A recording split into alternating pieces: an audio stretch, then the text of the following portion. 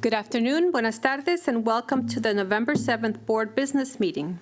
Welcome to our board members, MCPS staff, and members of our community who are joining us here today and those who are watching this meeting via live stream.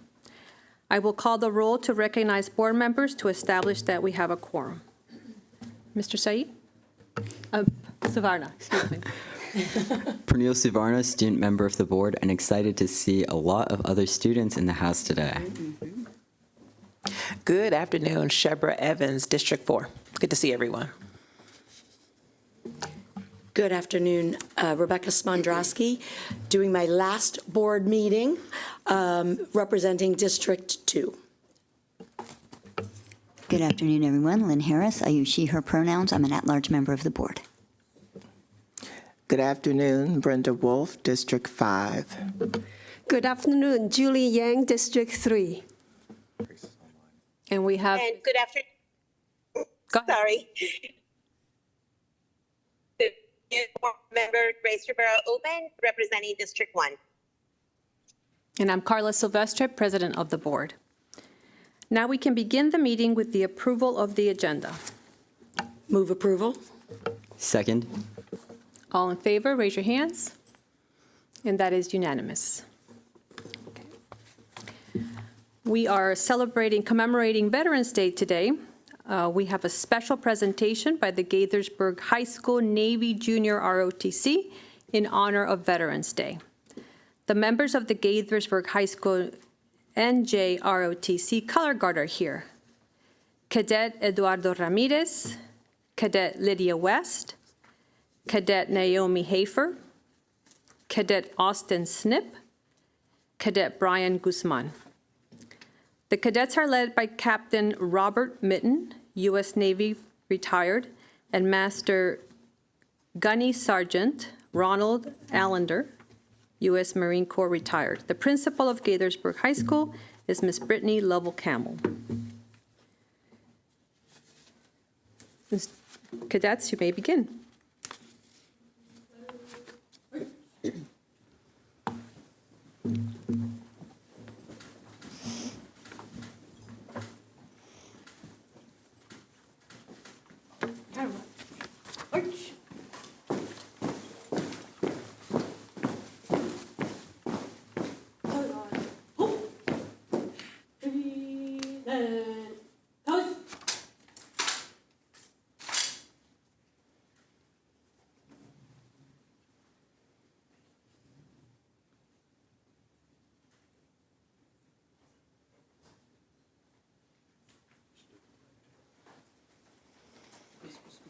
Yes, Ms. Catherine Bailey, Choral Director from Gaithersburg High School. Chamber singers will begin their performance of the National Anthem.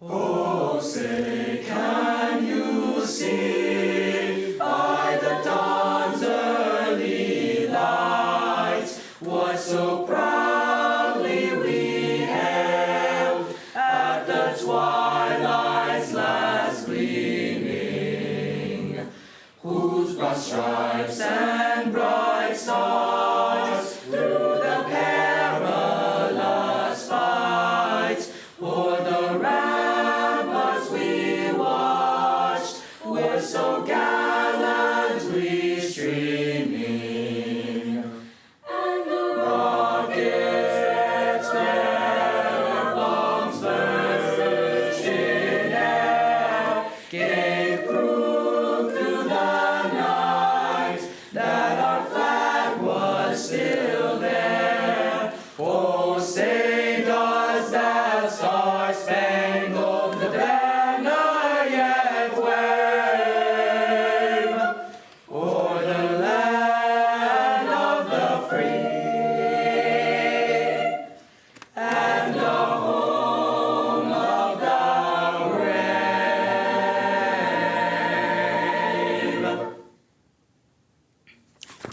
Thank you. Now we will do the Pledge of Allegiance. I pledge allegiance to the flag of the United States of America and to the republic for which it stands, one nation, under God, indivisible, with liberty and justice for all. Ready, push. Ready, cut. Forward, march.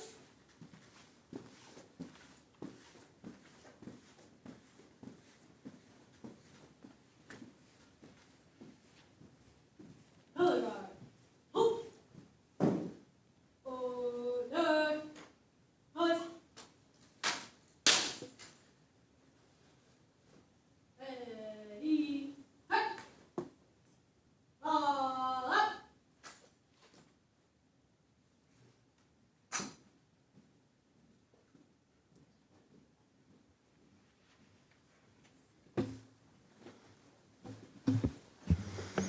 I would like to thank the members of the Gaithersburg High School Color Guard for their presentation of the colors, and the members of the Gaithersburg High School Chamber Singers for their rendition of the national anthem in honor of Veterans Day. Let's give them another round of applause. I think you guys should have student performances at the beginning of every board meeting, just as a thought. I will now turn to Dr. Taylor for the reading of a resolution in honor of Veterans Day. Thank you, Madam President. The superintendent recommends that the Board of Education approve the recognition of Veterans Day. Whereas airmen, Marines, sailors, soldiers, and members of the Coast Guard and members of the Space Force are part of an unbroken chain of brave patriots who serve and have served this country with honor and have made tremendous sacrifices so that we may live free. And whereas the brave men and women of our Air Force, Coast Guard, Marine Corps, Navy, and Space Force demonstrate a resolute spirit and unmatched selflessness, and whereas we reflect on the immeasurable burdens borne by so few in the name of so many, and we rededicate ourselves to supporting those who have worn America's service uniforms and the families who stand alongside them, and whereas we remember these heroes for their valor, their loyalty, and their dedication, their selfless sacrifices continue to inspire us today. And whereas our country forever is indebted to our veterans for their quiet courage and exemplary service, we also remember and honor those who laid down their lives in freedom's defense. Now, therefore, be it resolved that the Board of Education, the Superintendent of Schools, and Montgomery County Public Schools, students, staff, parents, and guardians, and the entire community salute the sacrifices of the men and women of the United States Armed Forces and hereby recognize Monday, November 11th, 2024 as Veterans Day. Move approval. Second. All in favor, raise your hands. And that's unanimous. Moving on to our next agenda item, the Human Resources and Development Report. Dr. Taylor? Thank you, Madam President. I do recommend approval of the Human Resources Report, which has 2 administrative appointments for today, as well as, I recommend the administrative appointments as well as 2 death resolutions, and I'd like to read those death resolutions at this time, if that's all right. Okay. The first resolution is for Brian Goffney, whereas the death on August 24th of 2024 of Mr. Brian Goffney, a social worker, deeply saddened the staff, students, and members of the Board of Education. And whereas during the brief time that Mr. Goffney worked for Montgomery County Public Schools, he demonstrated his commitment to students and staff by contributing to an enjoyable learning environment. And whereas Mr. Goffney was a hardworking team member and alternative learning programs at the alternative learning programs at Blair G. Ewing Center, who got along well with his coworkers and the students. Now, therefore, be it resolved that the members of the Board of Education and the Superintendent of Schools express their sorrow at the death of Mr. Goffney and extend their deepest sympathy to his family, and may it further be resolved that a copy of this resolution be forwarded to Mr. Goffney, to the family of Mr. Goffney. Move approval. Second. All in favor, raise your hands. And that's unanimous. Thank you, Madam President. The second resolution, whereas the death on August 26, 2024 of Miss Sharon Korotkin, an English teacher at Rockville High School, has deeply saddened the staff, students, and members of the Board of Education. And whereas during the more than 23 years that she worked for Montgomery County Public Schools, Ms. Korotkin maintained a classroom atmosphere that supported the sharing of knowledge between students. She further contributed to a positive school environment by developing strong relationships with her students and team members. And whereas Ms. Korotkin was committed to student achievement, she regularly contributed to school climate initiatives and brainstormed with her colleagues on ways to improve instruction. Now, therefore, be it resolved that the members of the Board of Education and the Superintendent of Schools express their sorrow at the death of Ms. Korotkin and extend deepest sympathy to her family, and may it further be resolved that a copy of this resolution be forwarded to the family of Ms. Korotkin. Move approval. Second. All in favor, raise your hands. And that's unanimous. Okay. We do need to move the monthly report. Could I get a motion to move the monthly OHRD report? So moved. Second. All in favor, raise your hands. And that is unanimous. Okay, item number 3.2, Dr. Taylor. Thank you, Madam President. And I was mistaken. There's actually only one administrative appointment presentation for this evening. It's my pleasure to announce Dr. Emily L.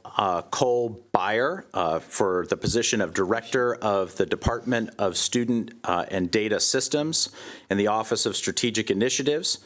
Dr. Cole-Beyer has been employed with Montgomery County Public Schools for 3 years as an assistant to the Associate Superintendent of Technology and Innovation, and most recently as coordinator in the Department of Student Data Systems. Prior to joining MCPS, she dedicated more than 16 years to enhancing student accountability. Dr. Cole-Beyer is excited to step into the role of the directorship, where she will support critical functions in student data management, reporting, analytics, and process improvement. Shout outs to her parents, Paul and Lynn Cole of Albany, New York, her husband, Tom Beyer, and her children, Cassidy and Clark, and to her colleagues who continue to make this day possible. Move approval. She's on the screen, I just noticed, so. Joining us live. All in favor, raise your hands. I don't know. All in favor, raise your hands. And that is unanimous. Congratulations. Our screens are off for technology. If you could get them turned on, please. Thank you. Okay, moving on to item number 4, our recognition. Dr. Taylor. Thank you, Madam President. The superintendent recommends that the Board of Education approve the recognition of National School Psychology Week. And I'm going to read a truncated resolution for the board's consideration. Whereas the National Association of School Psychologists has designated November 11th through the 15th as National School Psychology Week to recognize the important work of school psychologists in supporting student learning and well-being, and whereas the theme for this year's National School Psychology Week is Spark Discovery. The theme is inspired by the National Association of School Psychologists' presidential theme, Catalysts in Action, which is meant to evoke a sense of pride in school psychologists, scientist, practitioner training. And whereas School Psychologist Week highlights the critical work of school psychologists to help students thrive, this is the time to recognize and show appreciation for school psychologists who support student learning and mental and behavioral health, promote positive and inclusive school climates, serve on school safety and crisis teams, and collaborate with families, teachers, and administrators to improve student outcomes. And whereas it is appropriate for Montgomery County to recognize the critical role of school psychologists, now therefore be it resolved that the members of the Board of Montgomery County Board of Education and the Superintendent of Schools hereby proclaim November 11th through the 15th, 2024 as National School Psychology Week in Montgomery County Public Schools and recommend observance by all of our school communities. Move approval. Second. All in favor, raise your hands. And that's unanimous. Thank you. We will now move to agenda item number 5, which is public comments. Public comments is one of our opportunities to hear the views and receive the advice of community members. Board members will take your comments into consideration, but it is not our practice to take action at this time on issues that are raised. We encourage public input on policy, program, and practices. This is not the proper avenue to address specific student or employee matters, so we encourage everyone to utilize existing avenues of redress for complaints. This is a public meeting, and we expect the conduct of all speakers and members of the audience to be within the bounds of proper etiquette. Inappropriate personal remarks, rude retorts, or other such behavior is out of order and will not be tolerated. Those who demonstrate disruptive or disrespectful behavior during public comments may be asked to leave the room. Please check our website for information about upcoming board meetings, hearings, and work sessions, including any changes to our meeting start times. We have 5 people signed up to provide in-person testimony. Each speaker will receive 2 minutes for comments. When your name is called, please approach the table, speak clearly and directly into the microphone. 30 seconds prior to the expiration of a speaker's time, a yellow light will go on, accompanied by a beep. A red light and a buzzer signals that your time has expired. Please push the flat button below the microphone to turn it on and begin speaking. Push the same button once more at the sound of the buzzer to turn it off. In addition to our in-person speakers today, we have 2 people signed up to provide video testimony. We will play these submissions once the in-person testimonies have concluded. Copies of testimonies can be found on our website in Board Docs, where they are posted with other materials for this meeting. So if we can have our first speakers please come forward. Craig Stanton, David Stein, Jennifer Breckbill, Joel Schwartz, and Victoria Hill.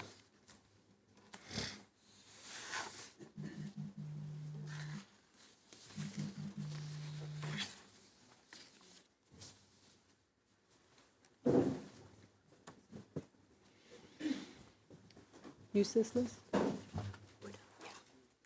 One more speaker, Luka Sarakovic.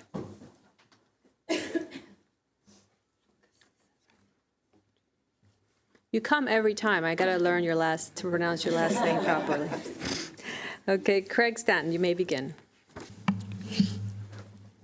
Good afternoon. My name is Craig Staten, principal of Julius West Middle School. I am here to advocate for extended learning options beyond the classroom, specifically through the IXL platform and summer learning. For those unfamiliar, IXL is a personalized digital learning tool that has been transformative for our students. This past summer marked the first time in my 27-year career that summer school was not available to all schools. This posed significant challenges for us.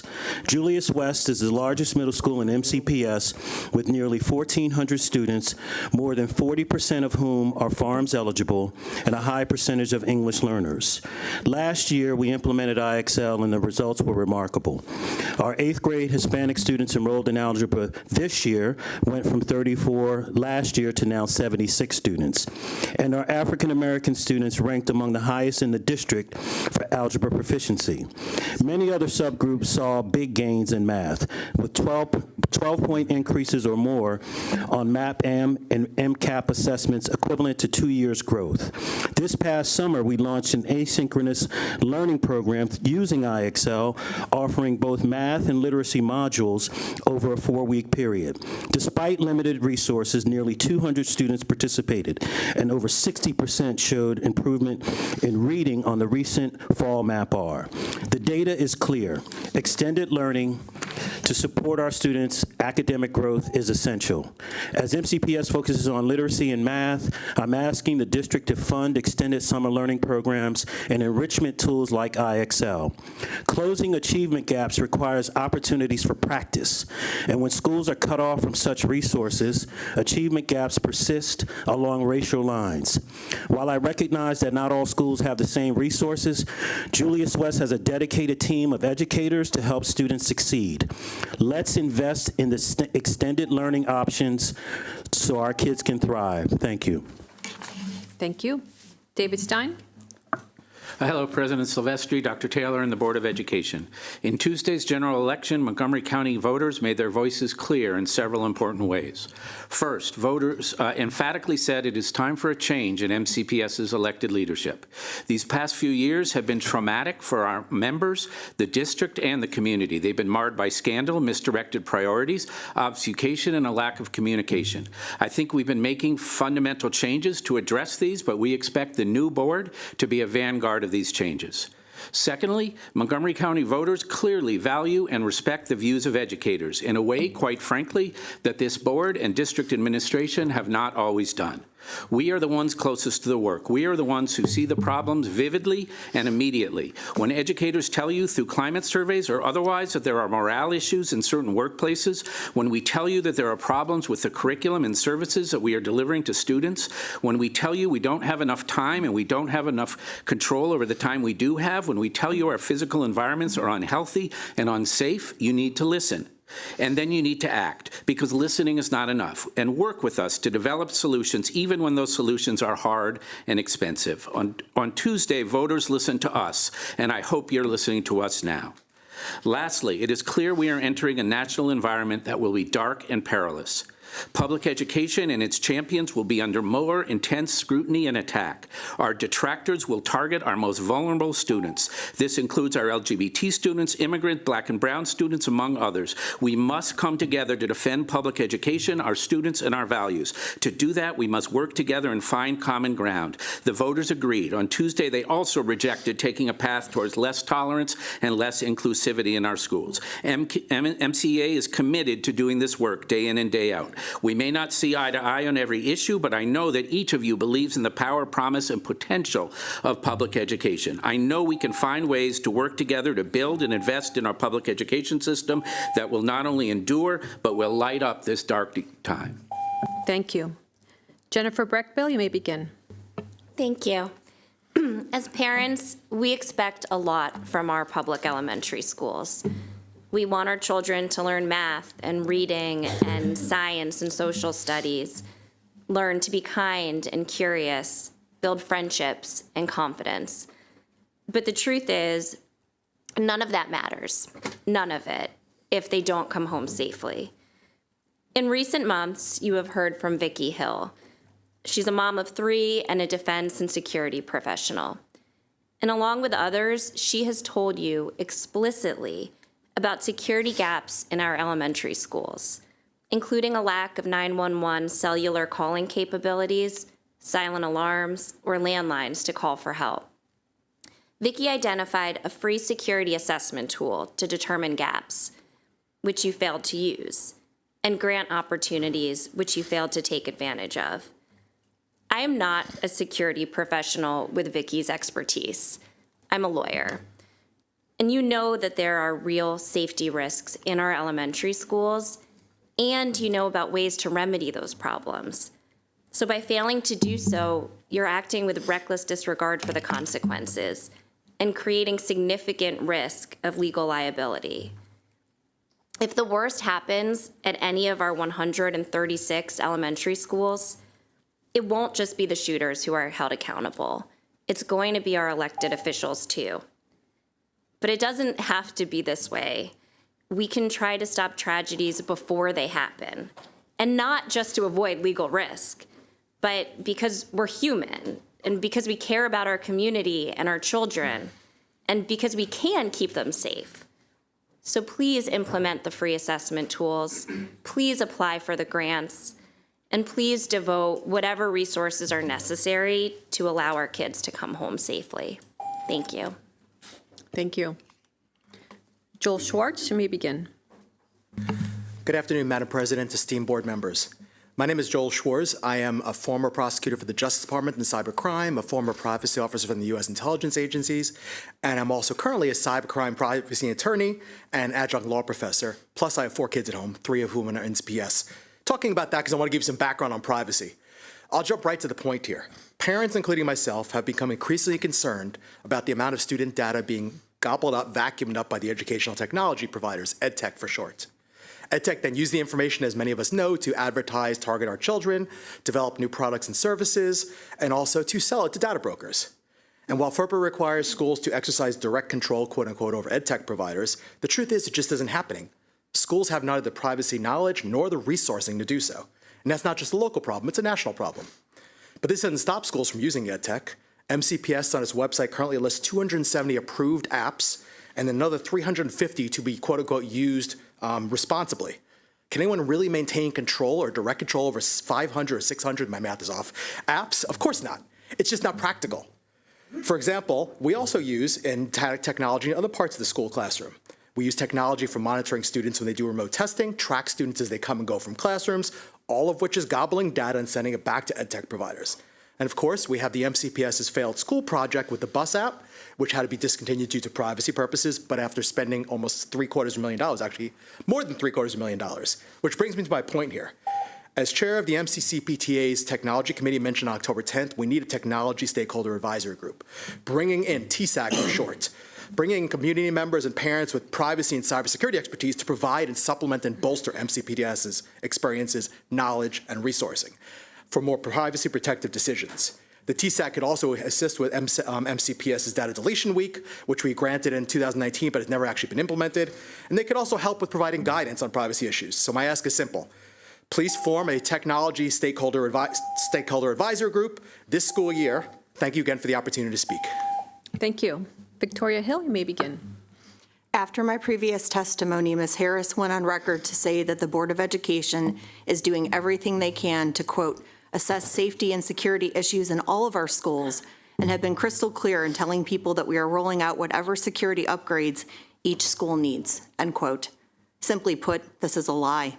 As I've previously testified, security assessments are left to individual principals, forcing them to choose between funding for educational tools and security infrastructure.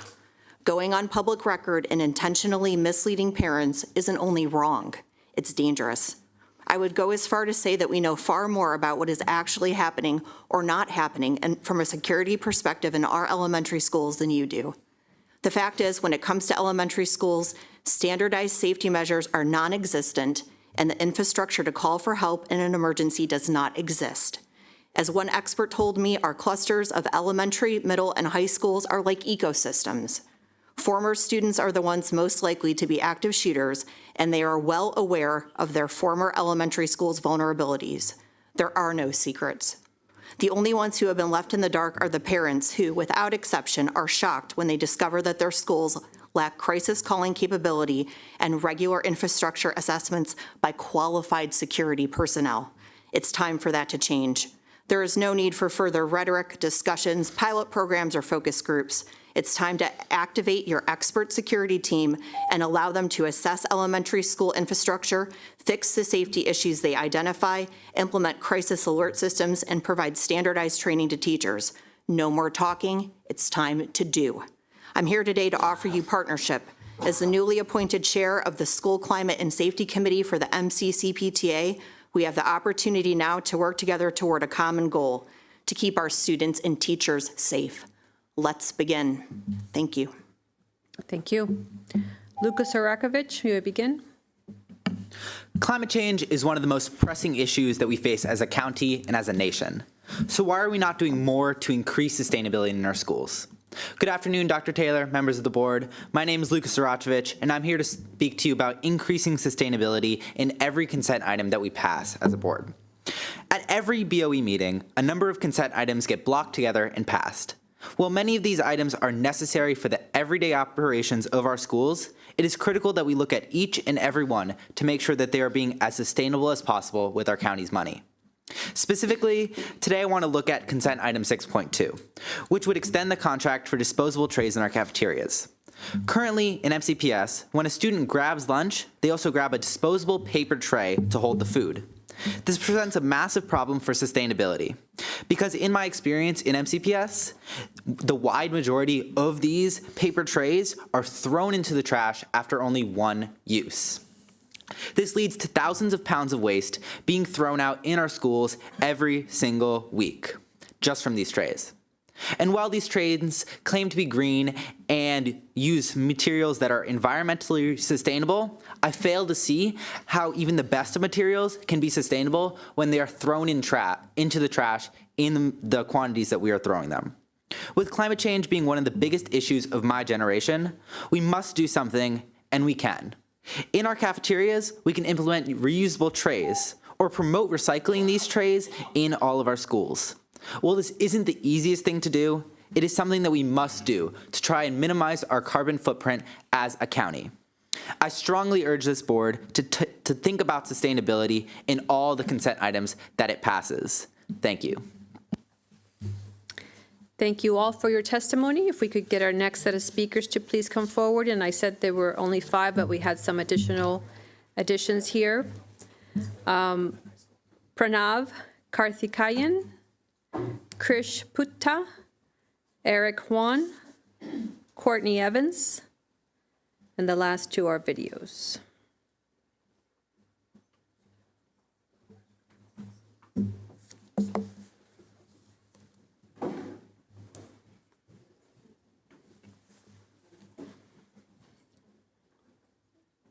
Pranav, you may begin. Good afternoon, members of the board and Dr. Taylor. My name is Pranav Karthikeyan, and I'm here with my fellow Poolsville High School classmates, Eric Wong and Krish Putta. We know that you've been hearing a lot recently about different problems in our county, but today we come to you with solutions.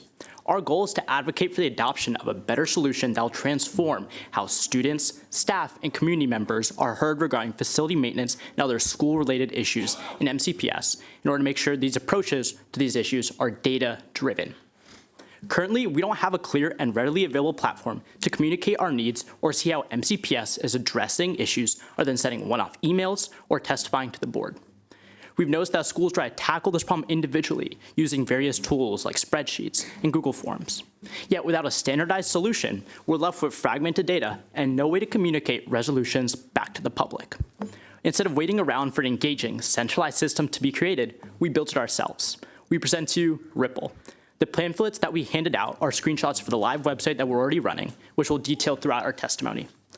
Our system allows students and community members to easily report issues affecting their learning environment through an easy-to-use website interface.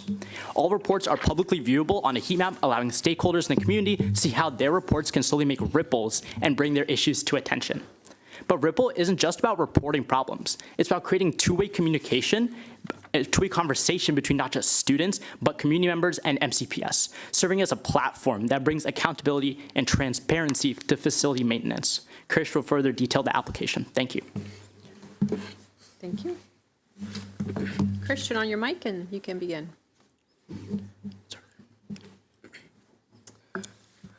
Ripple features a sophisticated yet simple two-way communication and report notification system with 3 layers for reporting: students, staff, and community members. Students can quickly submit pre-designated report options through the app. It's designed to help keep up with the day-to-day maintenance. Think about issues like menstrual product shortages, closed bathrooms, and overdue water fountain filters. On the school side, MCPS staff can also report issues that are affecting them. This allows for a broader range of issues to be reported, but more importantly, school administrators and central office staff can quickly and efficiently manage these reports through easy-to-use, customizable response templates and grouping features. We've carefully designed this workflow to integrate seamlessly with existing administrative processes, ensuring it enhances rather than disrupts current operations. Finally, community members can report issues surrounding facility and maintenance problems with a high level of priority. As you work through the CIP, think about what this could mean for you, being able to hear your constituent concerns. A particularly valuable part of our system is our ability to integrate it with the existing key facility indicator and work order process. MCPS's leadership has already acknowledged the scope of maintenance problems, referencing the need for a clear and transparent system of displaying work orders at the last meeting. And in recent board meetings, we noticed the discussion of MCPS's reliance on KFIs to evaluate long-term maintenance issues. While KFIs are valuable tools for planning major renovations and construction projects, we've observed limitations in this approach. Take Magruder High School, for example, where maintenance issues were consistently postponed because a renovation was planned, leaving the smaller issues forgotten about and allowing them to pile up. Many issues we might think are day-to-day are actually long-term issues, such as closed bathrooms as a result of significant plumbing issues. The current KFI system doesn't address these problems, leaving a gap in the data. Eric will further talk about how Ripple can be integrated into the KFI workflow.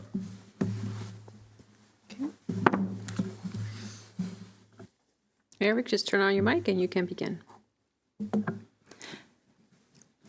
Ripple bridges this problem data gap by capturing these daily concerns that frequently signal larger underlying problems. By systematically tracking these smaller maintenance issues, we create a comprehensive data set that enhances KFI assessments and helps identify emerging facility needs before they become major problems, ultimately saving you money in the long run. Furthermore, a centralized data collection allows for trend analysis. As patterns emerge from the data, administrators can identify recurring issues and address them proactively and much more efficiently. This approach actually reduces the burden on the school system by allowing it to focus mainly on major capital improvements, while Ripple handles the immediate needs that affect daily school operations. When we combine this information with KFI evaluations, we get a much clearer picture of our facilities' needs, both immediate and long-term. For administrators, we've developed an intuitive and analytics dashboard powered by Amazon QuickSight's AI capabilities. Anyone can type in plain English to generate detailed trend analyses and visualizations. Plus, we've built in extensive customization options, allowing both the school, district, and each individual school to tailor their reporting categories and metrics to their specific needs and challenges. To ensure proper implementation, we've established ourselves as an LLC and taken all necessary legal steps to validate our platform. We've already presented to members of MCPS staff who have expressed enthusiasm for the concept.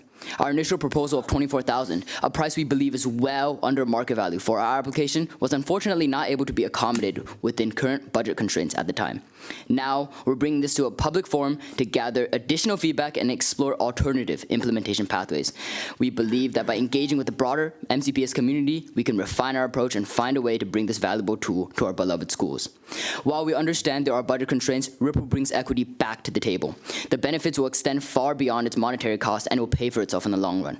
As our school system continues to operate, managing maintenance issues and ensuring transparency will only become more challenging. Today, we have a choice to be proactive. But make no mistake, the era of necessary systems like Ripple isn't approaching. It's already here. Thank you for your time and consideration. Thank you. Courtney Evans, you may begin. As you meet to consider, good afternoon. As you meet to consider a $17 million supplemental request from the Employee Benefits Fund and Unrestricted Fund, I'm here to remind you that closing MVA is not saving us money. It is costing the district money. And MVA families and students, including some who moved here specifically for our virtual academy, continue to struggle and suffer. If we're going to have serious conversations about lean budget years ahead, we must also be having serious conversations about a virtual program that rises to the standards set by MVA. Some cost increases that necessitate a supplement likely are due to MVA's elimination. MVA students did not require MCPS to provide private nurses and special transportation, among other costs. In addition to that, losing 295 students from the system is the equivalent of about $5.8 million in revenues lost for future budgets.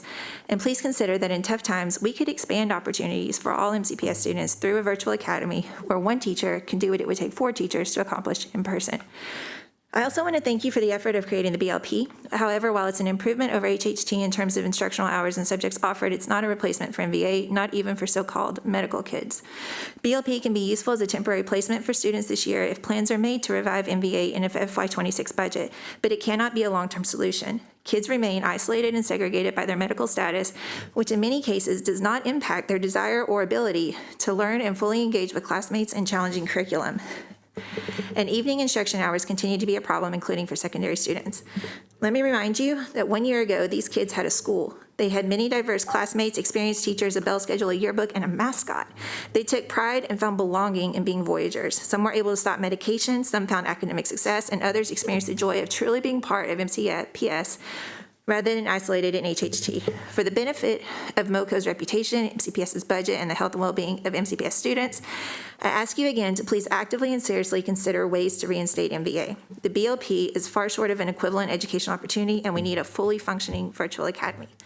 Thank you. Thank you all for your testimony. Our next speaker is via video, Richat Tripathi. Please play the video. Good afternoon, members of the Board of Education. My name is Richard Tripathi, and I'm a junior at Kennedy High School, as well as a practicing Hindu. October 31st is likely known by most people as the day of Halloween each year. However, this year, October 31st was also the day of the annual Hindu Festival of Lights, known as Diwali. Yet we didn't get a day off or a half day, and the day after was the end of the quarter. This particular set of circumstances put students like me in an uncomfortable position. See, I had an IB art project due the next day, but I couldn't possibly work on that as I was preparing for and celebrating Diwali with my family. I was preparing, working, praying, and celebrating from 3:30 p.m. directly when I got back from school to about 9 o'clock p.m. That's about 5.5 hours that I spent, and that was just my family at home. Imagine how much time and energy was spent by people who celebrate Diwali at their temples and places of worship instead. At 9 p.m., when we were done, my mother said she would write me a note excusing me from this project due to a religious holiday. However, since Friday was the last day in school for the quarter, there was no chance of an extension, and I stayed up until 1 a.m. finishing the project instead. The next day, I couldn't skip school because I had 2 classes to make up work in before the end of the quarter. So, I went to school with about 4 hours of sleep to accommodate both my religion and my education. Let's make 2 things clear. 1, I had to celebrate Diwali. This day is a fundamental part of my religious beliefs, and I couldn't skip those just to accommodate my schedule. 2, I didn't procrastinate on that art project. I had spent the last 4 weeks working on it, and I needed every hour that I used that day to finish it up. Even after staying up so long to finish it, I still stand by the fact that I budgeted my time well. In 2023, this was not a problem because Diwali fell on a Sunday. I had the weekend to catch up and no other obligations to fulfill. But Diwali is such a vital day for Hindus that when it falls on a weekday, it should still be considered applicable for a day off, a half day, or perhaps just a day that can't directly precede the end of the marking period. Anything would help.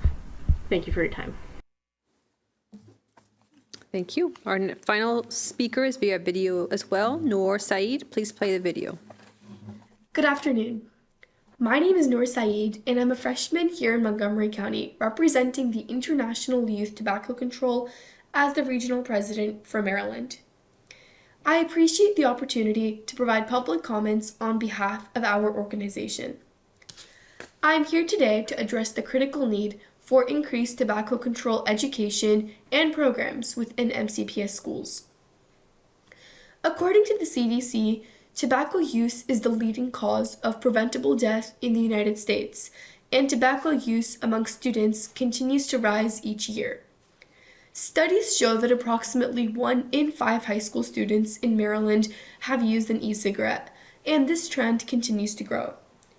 I urge MCPS to address this issue by implementing tobacco prevention programs in schools, from elementary to high school, and increasing funding for tobacco control initiatives.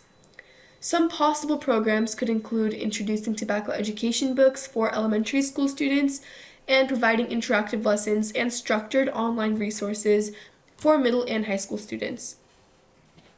MCPS must provide the necessary funding to support students who are already dealing with tobacco addiction. This may include counseling services and other support groups. I strongly encourage the board to take action on this growing problem. Thank you for your time. Thank you. This will conclude our public comments. The next business meeting of the Board of Education for public comment is Thursday, December 5th. Sign-ups for public comment will open on Tuesday, November 26th at 6 p.m. In addition to the online sign-ups for public comment, we allow for in-person, same-day sign-ups when space allows. Unallocated slots may be filled on a first-come, first-served basis on the day of the meeting. In order to sign up in person, please arrive 15 to 20 minutes before the start of the open session and sign the form. In-person sign-ups will close 15 minutes before public comment begins or when all slots are filled. I will now turn to my colleagues to see if there are any comments or questions. Mrs. Madraski. Yep. I want to thank everybody for their testimony.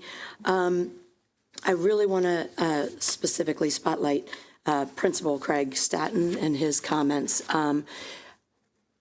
We all know that the extended learning opportunities make a big difference, and the data shows it. So I 100% am supportive of seeing where you can find some money to make sure that those programs are able to continue, particularly in schools where they have the staff that want to participate and do it. My other comment was in reference to the Diwali Day, and I just wanted to ask that our calendar group look, before it comes back to the board, at what the situation is for next year, if that's possible. I can actually answer that right now and say that that is in actually your proposed calendars for review. Great, thank you. Ms. Harris. Yeah, thank you. And I did want to commend the students. This is a very impressive app and seems to show a lot of promise for helping us do a lot of our work better and more efficiently. And I did also want to address Ms. Hill's testimony. We've heard from her many times. She unfortunately always leaves almost immediately, so she doesn't hear the follow-up. because we have discussed her app suggestion multiple times and been assured by our safety and security team that they've identified an app that they are familiar with the app that she suggested. However, they're using one that is more robust, and the types of assessments of her schools are that she is suggesting we do on our schools are happening. So maybe we could get, I know she said she's joined the MCC PTA School Safety Committee, but if we could get somebody from our office to reach out to her directly and share with her the information that she may be missing because she leaves so quickly, I think that would be helpful. Ms. Wolf. I, too, would like to thank everyone that came to testify today. I am particularly impressed by our students and the app that you've developed.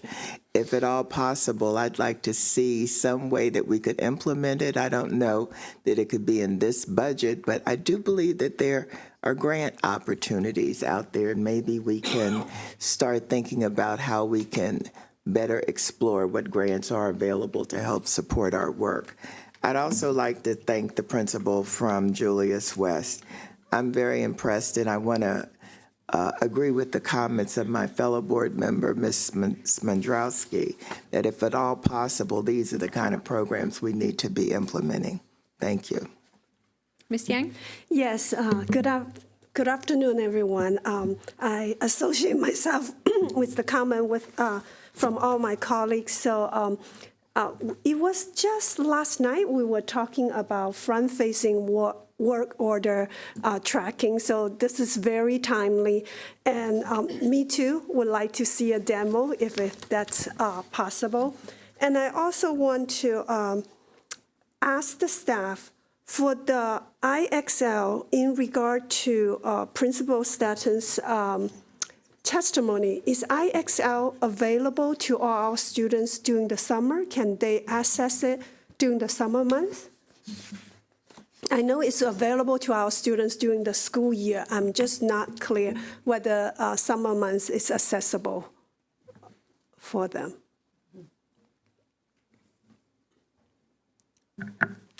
Good afternoon. Yes, it is available to our students throughout the entire school year. Okay. And so we are currently looking to put that in our budget for the following year. Okay, thank you. That's helpful. I also want to comment on the, Mr. Schwartz's testimony about EdTech and privacy security. We really do have a lot of apps that we use in our schools, and they are offering support and expertise, lending expertise to our system. So I would like us to consider their suggestion of forming a technology stakeholder advisory group. I would like us to consider that. Thank you. I wanted to thank all the students for coming out today. A lot of impressive testimony or public comment, and a lot of really great thoughts shared. It's always great when we have students come in and speak about their lived experiences and things that they want to see in the school system. And I know we all do take it very seriously. So just wanted to say that. Thank you. Okay. Mr. Vera-Evan, I don't see any comments or questions, and let me know if you have any. If not, we'll move on to our consent items. Just very quickly, I also would like to thank our students. I would like us to follow up with Mr. Schwartz and the comment of Ms. Harris. I too, have great faith in the folks who are running our security. I mean, we have, I think, one of the best folks who is the past chief of police, who is looking into a lot of these issues and has, I think, the right expertise. So if we could do the follow-up of that, that would be great. And could we also follow up on Ms. Saeed's question about, I'm not sure the kind of prevention that we do with the use of e-cigarettes, but it has been a concern not just locally, but nationwide about the consumption of younger users and how companies target younger users more and more. So I don't have to hear now, but I would love to have an update of the kind of prevention with our students. Thank you. Thank you. So we'll now move on to agenda item number 6, consent items, and I will ask board members to, if they'd like to pull any items. Ms. Harris. Yes, item 6.6, 6.7, 6.12, and 6.13. Okay. Mr. Savarna? Hi, I'm pulling contracts from 6.1. So it's the bridge contracts for school bus contractors. The number 7173.3, the vending services contract, and then 9206.11, flags and accessories. Is it all from 6.1? That's all from 6.1. Okay. I would like to pull. Should we just go through them each individually? No, I think we can. Okay. Yeah. I would like to pull, what do we want to pull here? Where is it? What numbers did you say? The fund balance for special education, 612. 6.6. Okay, so can I get a motion to move the rest in block? So that would be 6.2, 6.3, 6.4, 6.5, 6.8, 6.9, 6.10, 11, and 13. I thought somebody pulled 6.2. I'm sorry? I thought someone said they wanted. No, 6.1, they're all. I pulled 6.13. 6.12, oh, okay. So you pulled 6.12 and 6.13. Gotcha, okay. All right, can I get a motion to move in block 6.2, 6.3, 6.4, 6.5, 6.8, 6.9, 6.10, and 6.11? So moved. Second. All in favor, raise your hands. And that's unanimous with those present. All right, let's start with 6.1. Mr. Savarna, can you repeat your topics? Yes. So 6.1, I'm going to start with the bridge contracts for coach and school bus contractors. Just wanted to kind of better understand, we're like the contracts look like they're for a lot of money, just to try and get a better sense of, where is that, like what that money is going towards, why some of the contracts are stated at $0 versus some of them like a little less than $250,000, just to try and. Sure. Thank you for the question. So we do contracts with some of our coach bus companies because sometimes there are trips that go overnight. In addition, some of our schools, when they take field trips, for example, if they go to DC or Virginia or even north, and they're going to be gone for elongated periods of time, they prefer a coach bus over a yellow bus because of an increased level of comfort. There's a restroom on the bus. You don't have to stop as much. And so having multiple contractors gives an opportunity to, one, have availability, and to, two, have different prices. Because they're different companies, they do offer different prices in terms of what they actually charge. This does not negate the accessibility that people would have should they want to choose a yellow bus. And then depending on who's going on the trip. So, for example, we do have buses where our bands travel, and they have an undercarriage where we can put items into. If they're not available, there are other options for people who may need to do those things. So that's why we keep them available for schools to be able to utilize. Got it. And so just to be kind of clear, right? So when we're talking about the contract for maybe like $250,000, right? Mm-hmm. So just the money doesn't just get directly paid out to the contract to school bus operating companies, but instead it's like as we need the services we pay for it? Correct. Exactly. Okay. And then so if, for example, if a school wants a coach bus, then they would also have maybe have dues for their coach bus, for example, and then they would pay that back to central office to cover that contract? They would work with, I believe it's procurement, to be able to identify which contractor to be able to utilize, and then based on that payment structure, they would then pay that through Central, yes. Okay, got it. I think that makes pretty good sense to me. Can I move on to my next one? All right, 7173.3, vending services contract. It's 717.3.3. I don't know what You page. said vending services? Yeah, vending services. All right. So my question was kind of just around, like, you know, what is like the profit sharing agreement on the vending machines, and then like are we the ones that stock the vending machines, or is it stocked by DFNS? And then based on that, like, do we supply any of the vending machines, or is that all of them, and just kind of elaborating there? Sure. We don't stock the vending machines. We go through the vending company to be able to do that. And these are more for our schools and offices at no cost. All of the items for students actually meet the local wellness policy guidelines. I don't have the profit share. That's something that I could follow up with you about that. But this is the combo for the ones for students, the ones that are available in the lounges, and the ones that are available in the offices. But we don't do the stocking of the food that's there. But I can definitely follow up with you around the cost share. Okay, got it. And then just as a note to administration, I would look into potentially starting to maybe like operate some of these vending machines. I know typically with vending machine companies, you know, there is a fee for placement, right? And that's the fee that happens yearly. And I know we're charging no money right now, so. Yeah, so you're flagging a really important notice right here, because it is $0 assigned. So why on earth would we procure something for $0?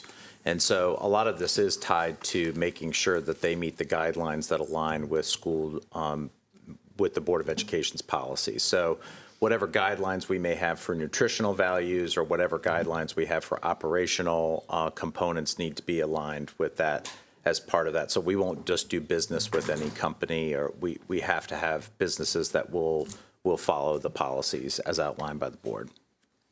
Ms. Alfonso-Windsor? Yes, and if may I add, there is no fee for the vending machines coming to the locations, and they provide us a 15% commission on any sales that through the vending machines. Okay, perfect. That was the number I was looking for. I just wanted to make sure we weren't getting, you know, pushed out of a good deal without charging for anything, but 15% commission is reasonable.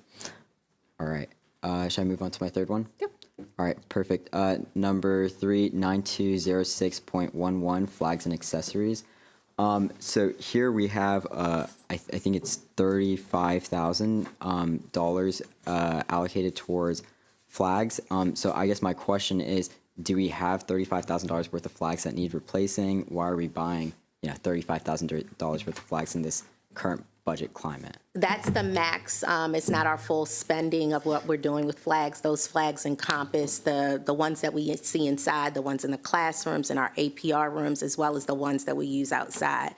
We do need the ability with being able to purchase them when needed. We don't keep them in the warehouse anymore. That was one item that we kept within our warehouse. And what we found when we kept them in the warehouse is that we were losing some of the material with the flags because they set for a while, would be one thing. So we wanted the ability to be able to order them. 2, we were also looking at what we actually kept in the warehouse and being able to free up that space and to use it in a different way. So this is our max spending for this based on, I guess, kind of what we've been seeing over the years, but it is not what we're actually spending every year, but the ability to be able to do it should we need flags for any location. Okay, so this is a max spending amount for 1 year. $35,000? Mm-hmm. Okay, I still take a little bit of exception to this contract. Just considering our current budget climate, and considering the fact that I understand that it is $35,000, and that's like the max that we can put towards it, right? My belief is that we have a lot of community groups within our school system, and we can turn these into learning experiences, like with veterans, with other veteran groups. And so I don't know if I can justify this purchase. So I'm glad you brought this one up too, because this is certainly something that could qualify as an unfunded mandate. In all of our classrooms, we should have a flag of the United States of America in all of our classrooms, and we have an expectation to maintain that flag to flag code standards. This is not something that the state provides funding for. This is not something that the federal government provides funding for, but it is a requirement, and it is something that we have to fulfill. So we're mindful of that. This is certainly something that we're proud to be an American school system, but this is something that we do have to maintain and do have to be mindful of, and it does come at a cost. And so it's great that we're alerting our citizens and taxpayers that there are a number of unfunded mandates, not just about flags, but about a great many things that we're required to do but are not remunerated to do. Okay, thank you. I think that was more of the explanation I was looking for in terms of why we are allocating this money yearly towards flags. Thank you. Appreciate that. Mrs. Mandrowski? Yeah, first I have a follow-up question about the charter buses. Can you tell me what is the difference between field trip transportation services charter buses, pre-qualification of coach bus contractors, and chartered bus services extension? And why are they not all put together if they're all charter buses? Good afternoon. Because we are bridging 3 different contracts, we utilize the title of the contract of that school system that we're bridging. So each of those different titles is the title that Charles County uses, or Anne Arundel County, whichever school system we're using for the pre-qualification of those coach buses. Okay, I just have always found it strange when we have multiple of the same things kind of broken apart, so it's not all. Right. So technically, we're really looking at, a combination of all of those costs for coach transportations. True. And it's just 3 different ones because we're trying to give as much variability and availability as possible. Yeah. Okay, thank you. You're welcome. My last question was about the safety and security one. Let me see if I can find it now. Sorry. Shoot. I can come back to you if you want to. Yeah, it was about the communication systems or something. And I was just curious if that had anything to do with any of the testimony that we heard today. Can you find that, or do you want me to come back? Is it on page 6? Is it the very last item on page 6 about the security and public address systems? Yes. Is that what you were referring to? Yes, that's it. Sorry. I'm sorry. So the question is? The question is, what is that? And in reference to, because I know that we had been talking about that, or it was my understanding that we were looking into implementing better ways of communicating, like with the police and with all of those things that were just talked about this morning. And I just wanted to know if this has anything to do with any of that. So this has nothing to do with that. This is just for the cabling that has to be, that make sure that it's in place for our PA systems in the schools. Okay. That's what that contract is about, is the extension. Okay, thank you. Ms. Harris? Yes, thank you. And first of all, we were, talking about apps and privacy, and I did just want to note, a couple of years ago, we brought online the MCPS Stronger Student app that was designed, crowdsourced by MCPS students. And I noticed earlier this year, it's highlighted, which I very much appreciate, in multiple ways through the system, including on the booklet that is out in all of our schools about, anti-hate in the work. But it's no longer available in the Google Play Store. It's only available, apparently, through the Apple Store. And I've been asking why it is no longer available through Google app for our students who use Androids, and haven't gotten an answer yet. And so if we could please follow up to see why, because I know it was available on the Google Play Store because I downloaded it from there myself, and it has now disappeared. So Mr. Cram is coming forward. Okay. We have the staff here, so we might as well get the answers instead of doing follow-ups. Yeah. So much better. So you're absolutely right. It was available on the Google Store site. It has come off because the app itself needs to be redesigned for that space, and that's in process. Okay. We had to do the same thing with the Apple site, but that and the Apple version, but that was much easier to do. Okay. All right. Thank you. And this just goes, I just wanted to make a comment, since Mr. Sarakovich is still here. I totally understand exactly what you're saying. I did want to note, though, that on the contract 6.2 for disposable trays, I did make sure those are actually compostable. Anyway, so looking at item 6.6, I do actually want to say a big thank you to staff who write these memos, and I will particularly highlight 6.6, 6.7, 6.8, 6.9, 6.10, these reports on category and object transfers and future supported projects. When I first started on the board, I was troubled by the lack of transparency in these documents and how I, as a board member, reading them, had no idea what I was being asked to raise my hand for. And working through these past couple years, those documents have gotten better, more transparent, because my point has always been, anybody reading these public documents, this is public money. They should be able to read these documents and know exactly where that money is going, exactly what it's paying for.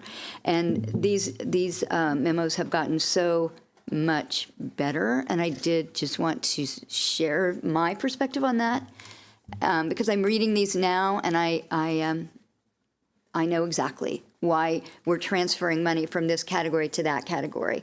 And I very much appreciate it. That's just how we go about doing our work in a way that the people who fund our system can understand what we're doing. And so I really do appreciate that. Looking at item 6.6, one of the provision for future supported projects, there are two there listed. One is an applied physics lab grant for hands-on STEM learning that, according to the narrative, is to go for stipends, clubs, training. And I am interested to know, it's not that much money, but when we're talking about things like stipends and clubs, how are we making sure, or how are we determining which schools are benefiting from these funds? Thank you for that question, Ms. Harris. So it is based on schools that have expressed interest. So with this Small Mesa grant for the after-school activities, we have high schools, middle schools, and elementary schools. So our supervisors, who work very closely with their programs and their instructional specialists, they constantly have communication with school-based staff to find out where there's interest. And schools communicate with us about various grants, if we can help them find grants, if we can provide programs after school. So it is based on ongoing collaboration and communication.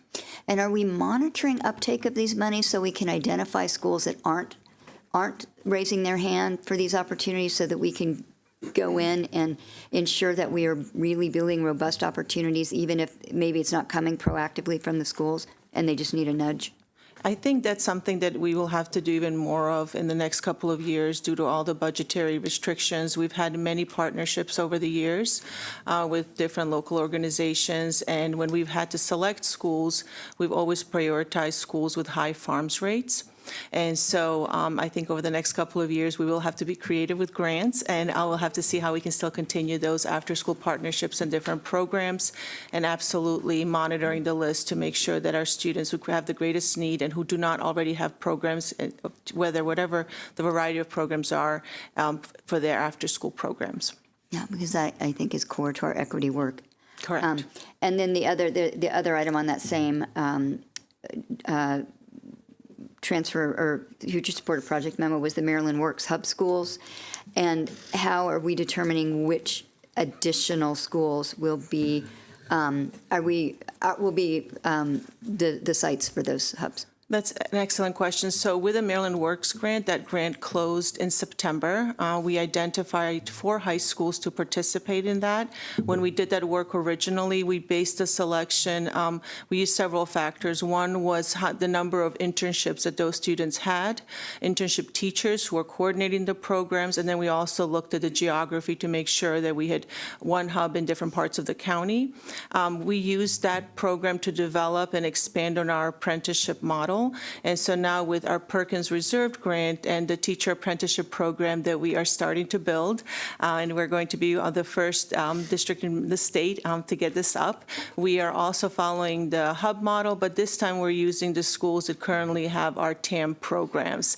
And so we were able to work with them, and we're looking at, again, innovative ways, already collaborating with different offices within MCPS to create that pipeline and that pathway that would align with both blueprint and opportunities for build your own teachers. Okay, can you tell us what schools those are? Oh, absolutely. So we have Blake High School, Clarksburg, Einstein, Kennedy, and Springbrook. And Springbrook was part of our original hub, and Clarksburg is trying a new innovative program, so we've added them as well. Okay, thank you. And the next one, the item in is 6.7. It's a little bit aligned. Looking at the Perkins grant money, there's a notation that some of these adjustments are being made due to a significant decrease in students taking our IT programs. Do we know why that is? Yeah, so that's interesting. So I think we had an opportunity to perhaps word that a bit differently. So what we had to do is we had the same amount allocated for both years. And because we had an increase in the amount that we had to allocate for both industry recognized credentials per blueprint, for adding another high school hub for Skills USA, and for other expenses, we just had to adjust some of the money to make sure that we were able to cover the other items. So it wasn't necessarily that there was a decrease in enrollment. We had to find ways to decrease some of the budgets that had larger amounts, to decrease them slightly to cover for some of the other items. Okay, so we did not have a substantial, significant, decrease. Okay, okay. Okay, thank you. And then the next item is 6.12, which is our supplemental appropriation for special education.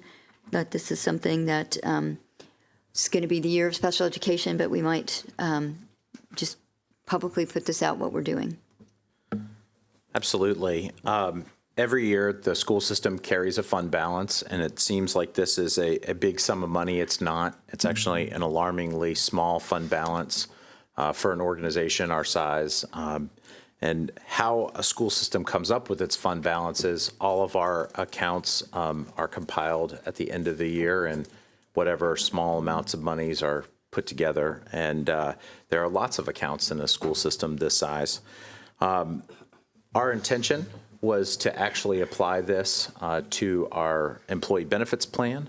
And that is not really an option afforded to us this year because of some of the budget shortfall that we had last year. The services that we need to provide our students with disabilities did not go away. So even though budgetary restrictions were made in many areas of our budget, and we certainly had to contract to meet the bottom line that was provided for us by council and by the state, we still have to provide the federally required services to our students. So there are special education needs for our students with disabilities that are far-reaching. This is a population of our students that continues to grow. In addition to this population of students that are continuing to grow, their needs are also changing and amplifying over time. And with their needs changing and amplifying over time, their services are also changing and amplifying over time. This is to provide the services that we have already committed to this year. This is not above and beyond. This is not to extend beyond or to add a new program or to extend beyond what we are required to do. This is just to make ends meet. Thank you. And then the last one is item 6.13, monthly financial report, something that I follow closely. You know, the news is, you know. These two are connected. Yes.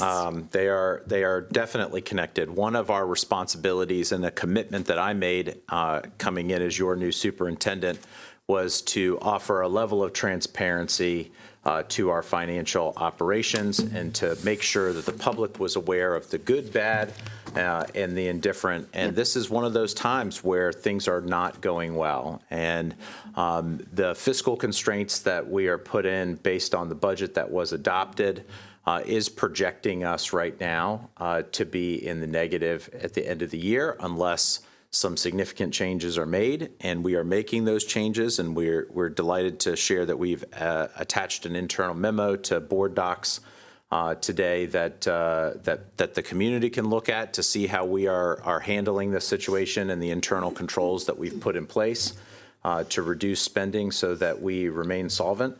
It is important for us to be good financial stewards of the resources that we've been given, to hold ourselves accountable to the internal controls that we've put in place, and to make sure that we're following the law and staying within our spending limits. And so we are taking every step to do that. And although it is painful to bring something forward that shows us pulling into the red, or the potential really of pulling into the red, that is not an option. That is not something that we will do. We will not pull into the red. And it is because we are going to be instituting some fairly significant internal controls to prevent that. Thank you. Mr. Suarda. Sorry, I'm going to bring us back to the flags one more time. I apologize.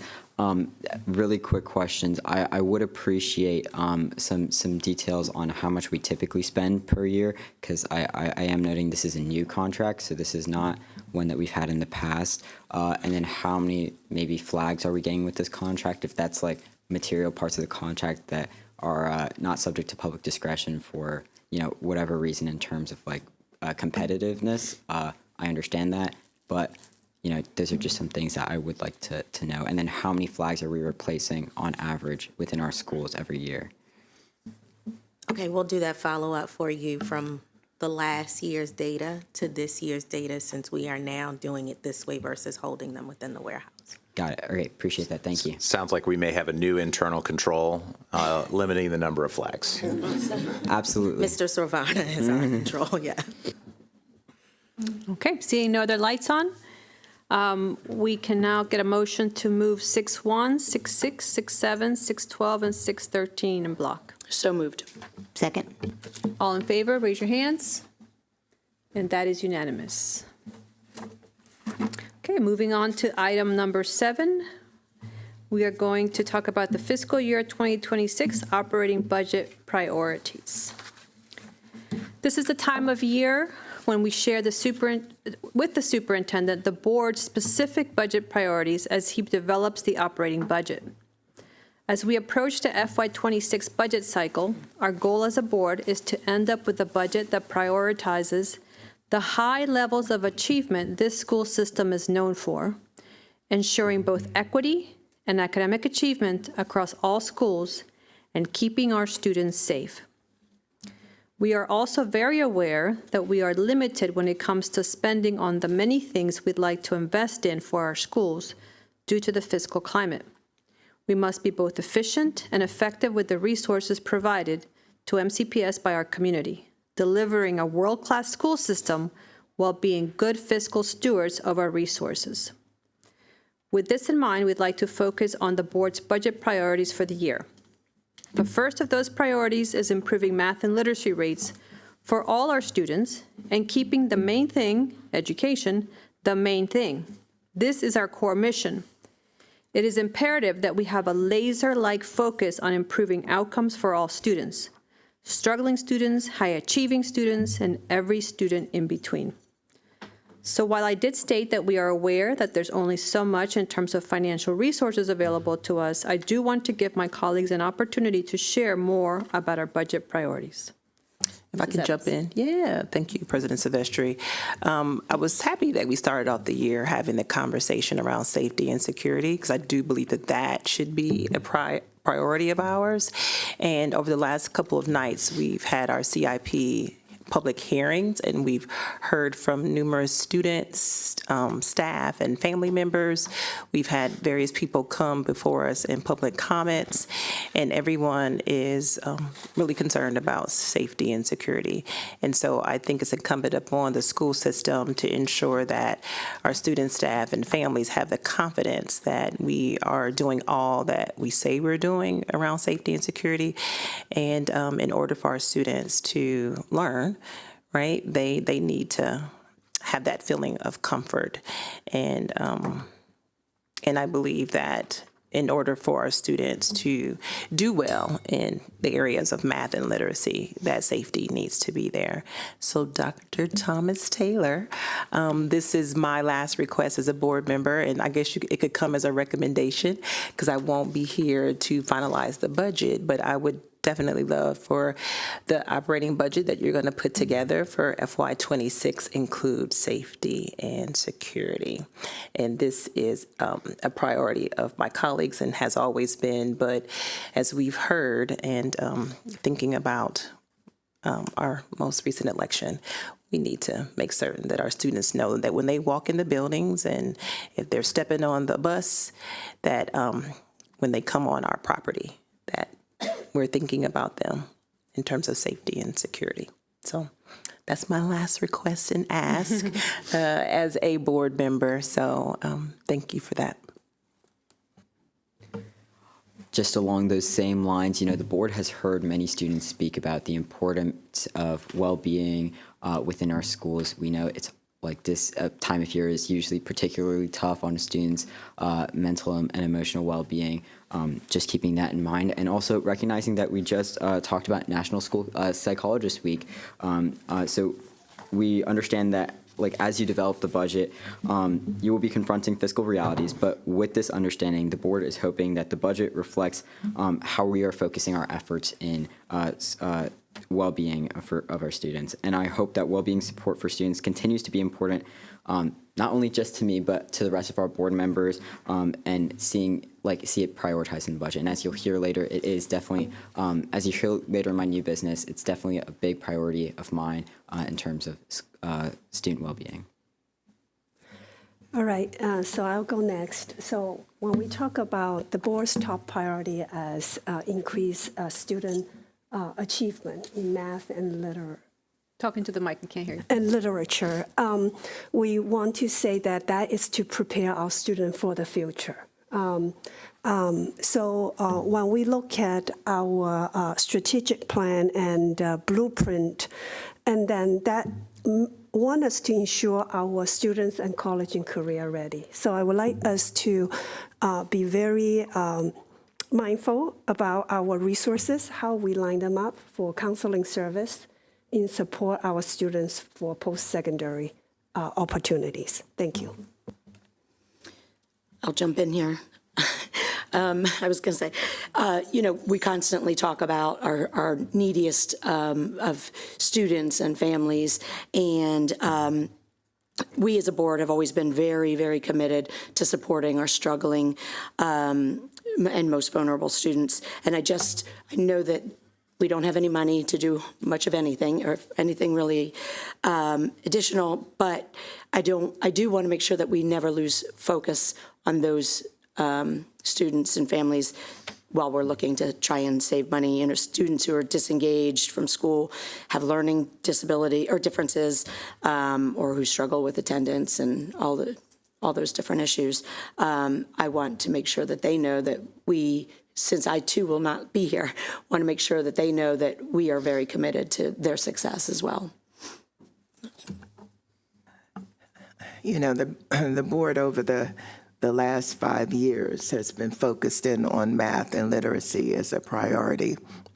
And we want to ensure that continues to be one of our highest priorities. That's why we have been sharing performance data, meeting after meeting, to keep you abreast of where we are with that.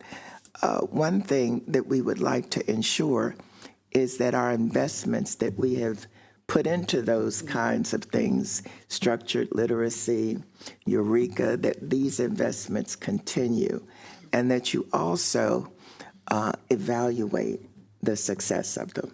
Thank you. Continuing on through that, a lot of students talk about, finding school boring, but, it's important to us as board members that our students find curriculum engaging and relevant. And so one of the biggest ways that we do this is through programming. So as MCPS students, we have a lot of options to choose between a lot of different academic programs and extracurricular options. And so as part of the budget development process, we ask that we please continue to look at all of our programs and do a deep dive on how we determine what programs we offer and where. as we provide programming, please make sure that we're determining how we provide transportation for some of these programs and how we're using our limited resources to provide equitable access for all students across the county. Yeah, and, I have to think that I appreciate how clear everyone is being about the difficulty, the financial difficulty. Nobody expects this to be an easy budget year. But, sometimes when you go through a time of crisis, resilience and innovation come through. And I really think this is an opportunity for us to make absolutely certain that we are being strategic and that we are working smarter, not harder, in lots of our areas of work, and that we are really emphasizing efficiency in every area of work. Efficiency from, how we can streamline the workload of teachers in the classroom to how do we engage with our partners around procurements and contracts and MOUs, but also we just are eliminating those redundancies and bottlenecks that slow down the work and time's money. So really, really focusing on making us as efficient as we can be as we look to continue to, to move the system forward. Okay.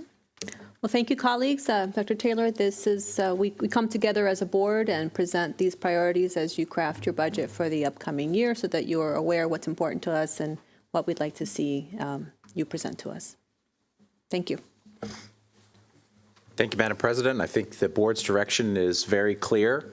And thank you for presenting priorities that are absolutely in line with the strategic direction of where you want to take the school district. Thank you. Okay. We can now move on to agenda item number 8. We will be this item for discussion and action, approval of pilot courses and curriculum update. Dr. Taylor. Now for the fun stuff. The Board of Education policy IFA on curriculum, which was adopted in 2001, lays out a process for developing and approving unique courses. We seek the approval to proceed with the development and implementation of some secondary pilot courses. For more than 20 years, schools have developed unique program identities by establishing signature, academy, choice, and magnet programs, all driven by student interest. This is one of the hallmarks of the MCPS secondary experience.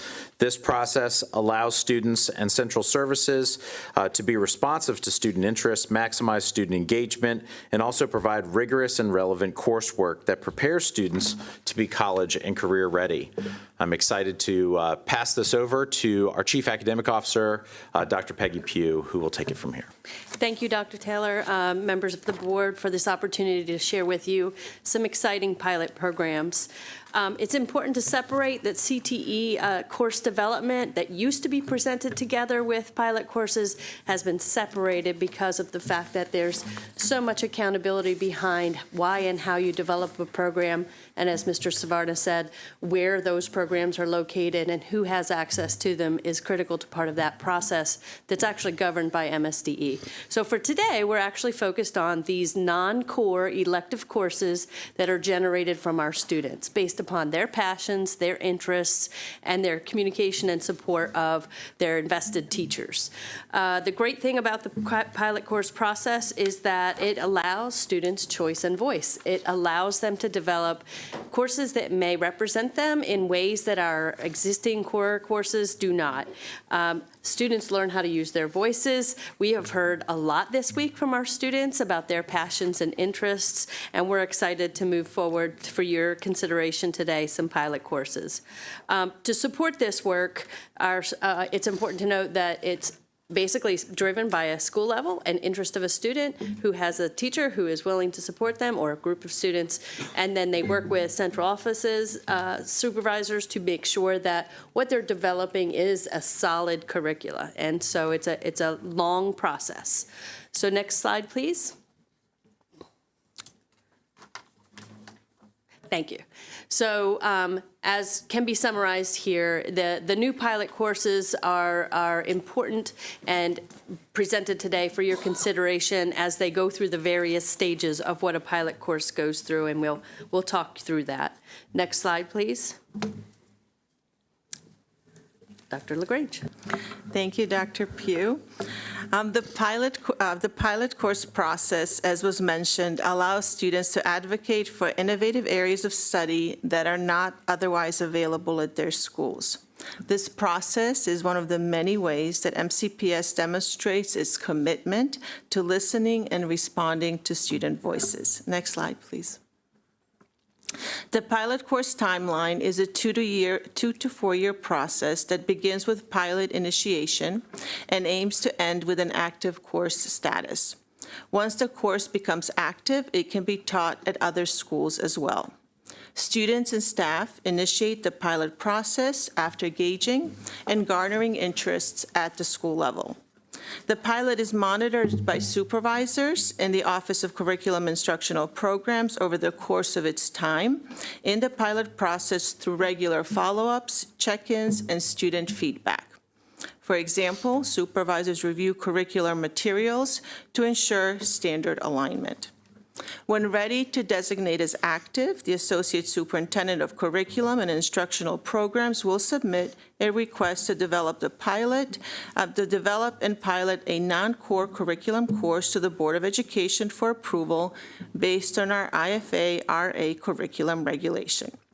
No additional funding is provided to schools for curriculum materials, so that's important, and all materials are developed in-house by the pilot teacher. Next slide, please. The course is listed here being proposed for a new pilot status, second-year pilot status, and active course status at the high school level for the upcoming school year. The length of the pilot, 1 versus 2 years, is determined by the course requirements, the existing resources, and research and development that has already been completed. Additionally, schools consider student enrollment and participation when deciding between 1 versus 2 year pilot process. One of our goals is to consider the pilot course through the race and equity lens. As you will see in the proposals, teachers and students are interested in creating a safe academic space where students can feel empowered, where they see themselves reflected in the curriculum, such as hip-hop poetics and rhetoric, exploring the golden age of hip-hop, Jewish peoplehood through history, and social justice through public policy. Next slide, please. The courses listed here are being proposed for active course status at the middle school level. So we have literature in the humanities at Eastern Middle School for grades 7-8, technical theater for middle school, and science and sports and recreational activities. Next slide, please. Pilot courses, once again, allow teachers, students, and the Office of Curriculum to engage in a creative process around topics that they're passionate about and reflect student interests, but are not available through their current courses. Now, do I have your permission to read the resolution part? Resolution. Oh, sorry. Discussion first? Okay, discussion first. Questions? Yeah, we have some questions. I have a question. I thought we had a course over at Blair on hip-hop already. So we have hip-hop history and culture, and that's one of the most popular courses in the district, and that's now offered at 5 high schools. So it's interesting, we looked at the data, so for the 3 most popular courses that started out as pilots, the first one is American History through Film, and that's now available at 10 high schools.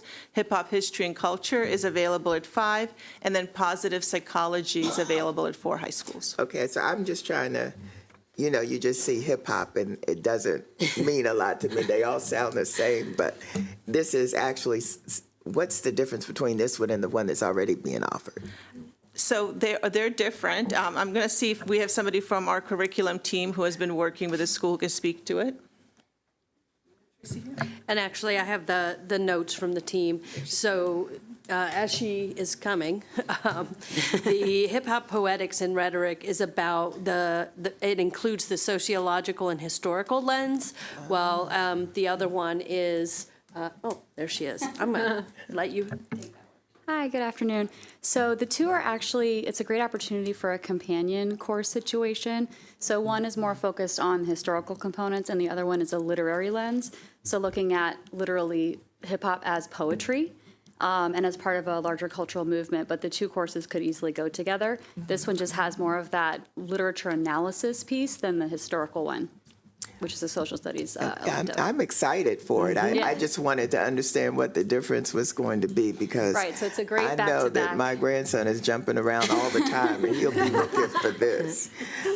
Also, you know, we're expanding the courses to other schools, but I'm wondering when are we going to reach the level that we're able to do it virtually so anybody from any school can participate? I think I ask this question every year. I do too. And maybe I should ask Dr. Taylor. Yes. You know, he and I have talked about this, the possibility of extending these courses to all high schools through a virtual platform. I know that that's a budget issue. So if we're interested in doing that, when will we be able to maybe get started? I think that it presents favorably, actually, in our budget conversation as to the potential of doing distance learning courses to a certain degree. This is a unique opportunity where if there's interest in other places, I think some of the challenge might be building up some awareness because these courses were developed and established in one particular community, in one particular school, because there was passion associated with it. And as part of that pilot process, trying to get the word out to multiple schools, I think is maybe a new hurdle for us, but not insurmountable, and maybe a good opportunity. But I actually think that presents favorably for us, not as a barrier. I think you kind of anticipated my next question. It's usually the same schools coming in with proposals a lot of times. So I wondered, how does a school know that this is an opportunity that's available to them to develop a pilot course? I mean, do you advertise it? I mean, So it is really driven by interest, and so the nice thing is that the resource teachers who manage their departments, they have monthly meetings. They get together, they meet with the teams from the curriculum office, and so usually there are conversations, teachers can speak to interest, and once the course is developed, it is an elective.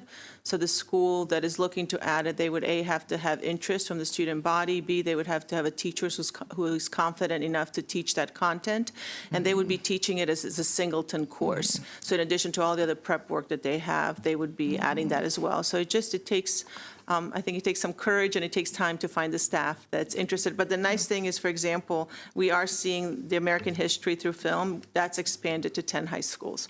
So that's moving, and that's good news. you know, I hear what you're saying, but I'm still not hearing that, not that the opportunity is not there, but that they're not really aware of the potential. I mean, I think that if the students at the high schools and middle schools knew this, they would all jump on it. Absolutely. And that would help encourage a teacher to maybe help them out. But I'm not sure that everybody knows about this. Yeah. And I think that we ought to look at how we are getting the word out about the possibility of creating something of interest, because I know I've heard people on our end of the world, they want to talk about this social justice issue. But I don't think that they know that they could develop a pilot course on it if they could find someone who is willing to work with them. That's a great suggestion. I think we'd be happy to work with Mr. Svarna through the Student Government Association, also through Ms. Cherry, through the other student leadership groups that we have, to make sure that students can be advocates, because you're absolutely right. We might have the adults who know about it, but if students can capture their interest, that definitely spreads the information faster. Thank you. Ms. Yang? Yes, thank you. I'm excited about all these new course offering, very much so. But Ms. Wolf asked one question I wanted to ask, which is, when will virtual be available for some of the, because sometimes in one school, it's difficult to have a whole classroom of the students, but multiple schools might be able to to, and we continue to have the concern about graduation credit requirements. So it really depends on where the students can fit into it. But my second question is, I'm wondering about the longevity of some of these pilot courses. So some of them we have approved in the past. I have heard about some going strong for a year or two, and then what happens? So are there things we are doing to support these pilot courses? And also the second question will be to go together with that is the impact on staffing. When we have a year like last year, how does it impact these pilot courses? So let me touch on the staffing issue really quick. In particular, at a high school or secondary school, there's a finite number of sections dividing the students up. So this should not have a significant impact or really any impact on the number of staff that are assigned to a school, because the number of students doesn't change. So it shouldn't influence the staffing ratio. But to your point, and you ask a really poignant one, this process is about adding courses. It's not necessarily about which courses we take away. And I hear you that maybe now is the time to take away the magic of VHS technology as a course, because we probably don't need that one anymore. What's a VHS? Of course, Pernille had to ask what VHS was. But this does introduce a new focal point for, after 20 years of going through this process, is what elements probably do need to be scaled back, and how do we evaluate that? And that's not lost on this group. Ms. Harris. So could you quickly just highlight for the many students who are, I'm sure, watching right now, I hear students all the time ask, why don't we have this course? Why don't we cover that? And I share with them that there is a venue, there is a pathway in MCPS for students to drive the creation of courses in course content that they're interested in. But how would a student do that? And would a student need a partner from their school to work with them, or can they independently come forward with an idea? That was my question as well. I had similar questions along with my other ones. It's a great question. I will answer that, and then I also want to make sure that I get Ms. Yang's questions. So students would go to their teacher. So if it's a history class, they would go to their history teacher. If it's an English class, they would go to their English teacher. And so the conversation starts at the school level between the student and the teacher. And then if the teacher shows interest, or they might not be able to, they might share it with somebody in their department, or they would bring it to the monthly resource teacher meeting. And so those are the way the conversations begin. And I think as Dr. Taylor has mentioned, the important thing to keep in mind, because these are electives, they start out as a single course. So it replaces another elective. It does not replace a core course. And so the conversation, again, there's energy there, and we have to have a teacher who's willing to put in that extra work and then work very closely with the curriculum team to actually put it all together. And then in terms of the numbers, so we were able to just pull some data since 2018. And since 2018, we have 33 courses that were designated as active. And what's interesting is out of those 33 courses, 13 are part of the career and technical education pathway. So what we decided in 2020 was to separate that. We know with career and technical education that needs MSDE approval. So it's a completely different process. It's part of the pathway. So we separated the two. And since then, we have 14 courses that still have active enrollment. And then 5 of them are inactive or have no current enrollment. So we do monitor it. It sounds like we do have a pretty significant survival rate for these courses. Yeah.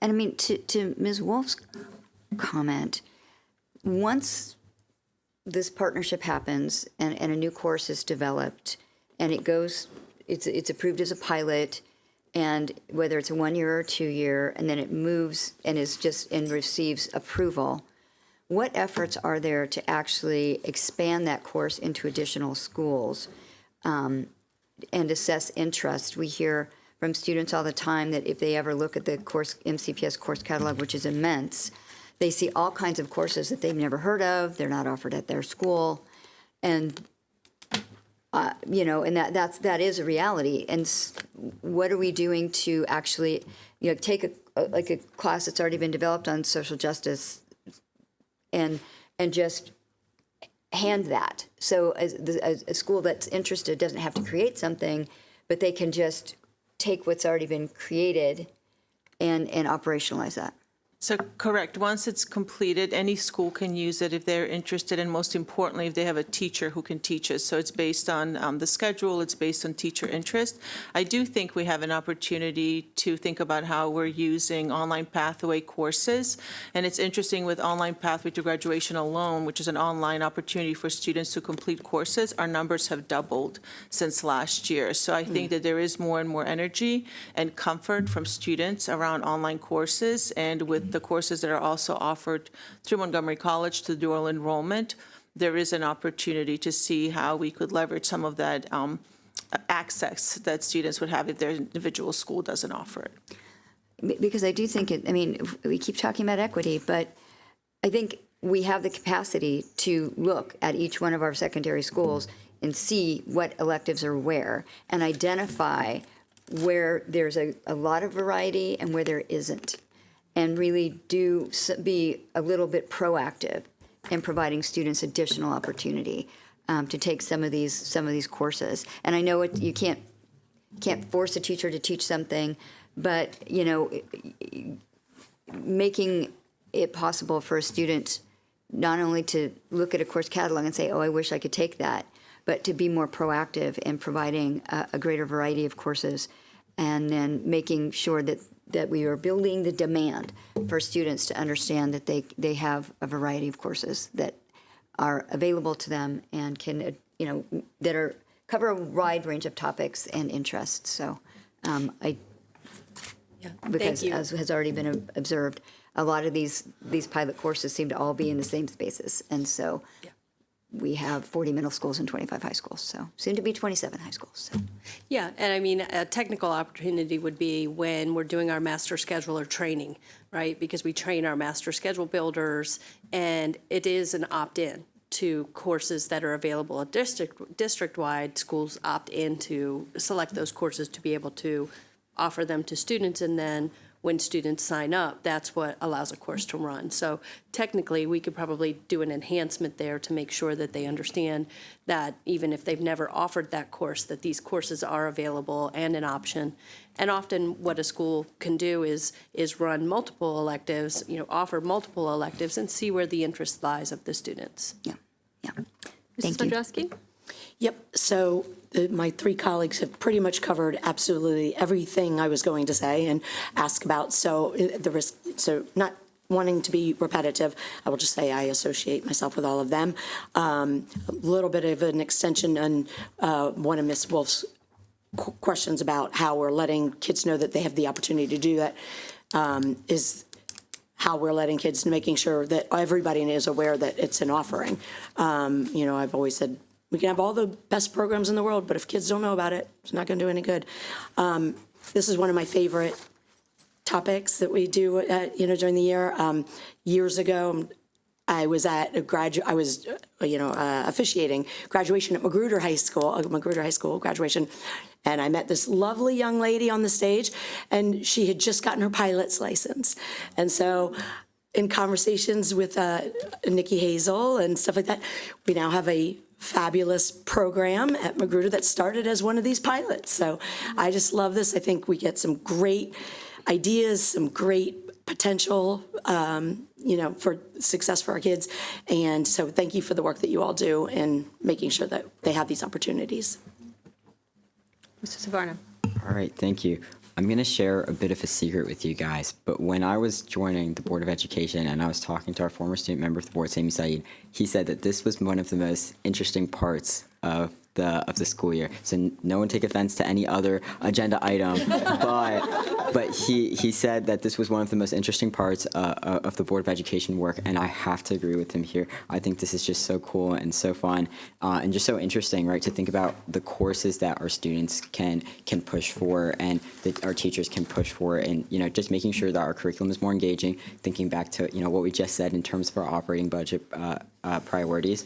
And then I also just wanted to kind of ask a couple of questions surrounding, you know, how we talk about these courses and, you know, what are the different options. So, for example, if I'm a student and I really like care about a course, what can I do, right, to, you know, push for that course? Do I need to like go talk to a teacher and then they talk to the resource teacher and then that goes through the curriculum office and that's how it kind of gets started?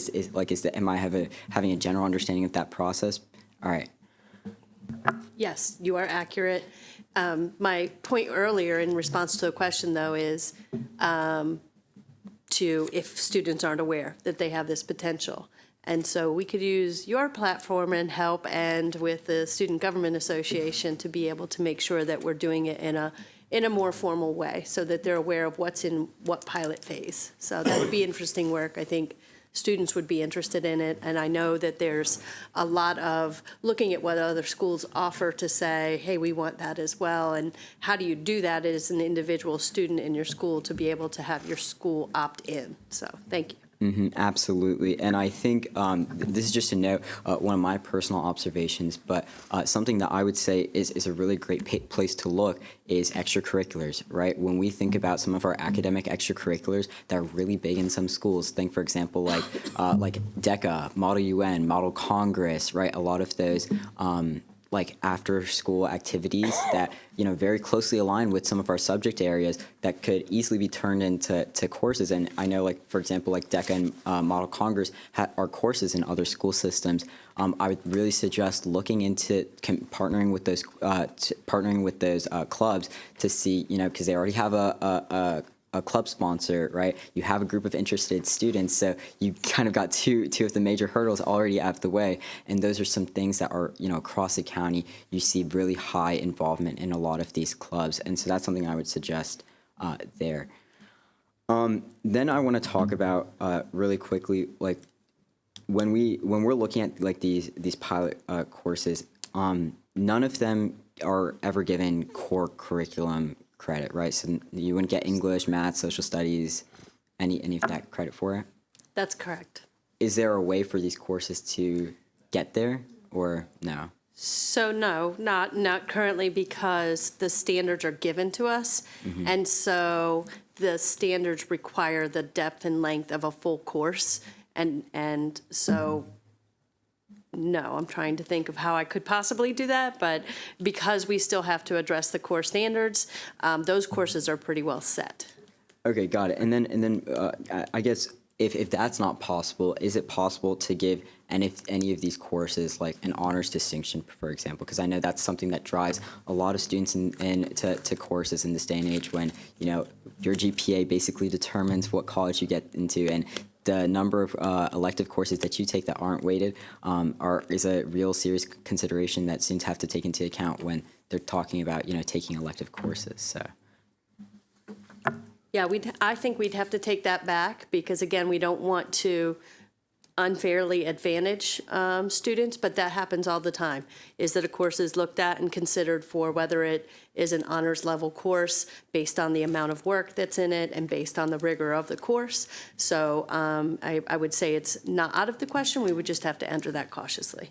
Got it. Okay, I understand that completely. Continuing on that, I wanted to suggest maybe looking at some of our I know these aren't associated with the CTE courses, but some of our CTE schools, like Seneca Valley, Thomas Edison, Gaithersburg High School, as places that already have transportation going to and from them, as ways to centralize some of these classes and offer them to a wider group of students, and, you know, let more students get it.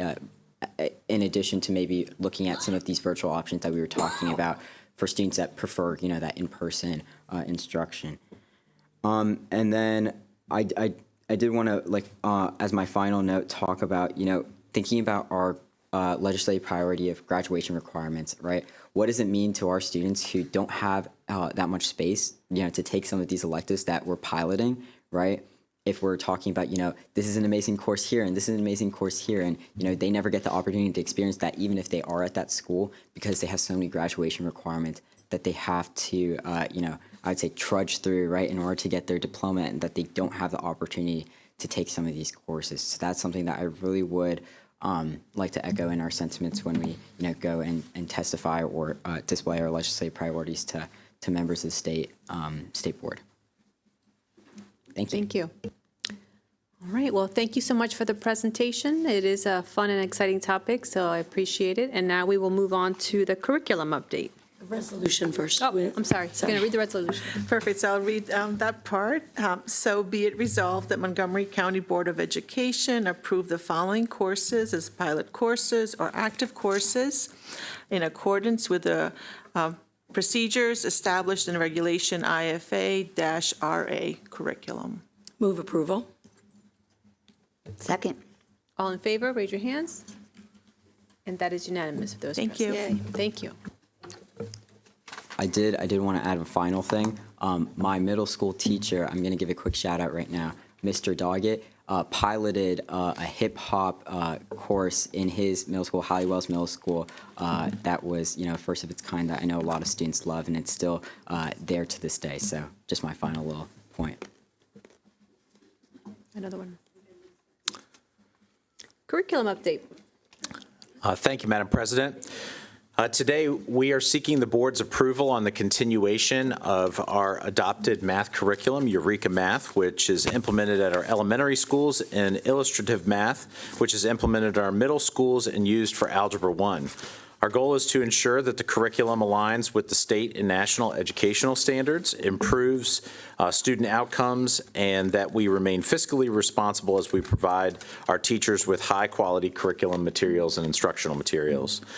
This update overviews our current curriculum status, particularly as it relates to secondary and elementary mathematics, but also highlights potential curriculum impact for the next 5 years. I'll turn it over to Dr. Pugh, again, our Chief Academic Officer, to give you a curriculum update on mathematics and to make this request. Thank you so much. Next slide, please.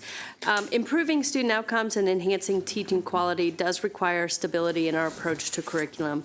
There are 3 reasons why we are asking today that you approve the continuation of the math curricula. One is that it is a significant lift for our teachers to change a resource. We are seeing that with our CKLA adoption, and we know that it takes time. The standards themselves don't change, but when you have a new resource, you do have to learn how to use that new resource and the pedagogy behind it. So these 2 curricula that we'll bring to you today were adopted pre-pandemic. And so I would say it had a less than normal and less than optimal implementation from the beginning. So the teachers is one reason. The other piece is that we are working very hard in our current budget situation to be strategic in the use of curriculum. Curriculum funds are only a certain amount every year, and we can't afford to actually buy new curriculum in all of the contents all at once, all in the same year. So we are intentionally, by asking for a delay and a continuation of these, building in time so that this year we had CKLA as a new one. This year we're actually looking at an RFP process for a secondary English curriculum, and then the math curriculum would follow.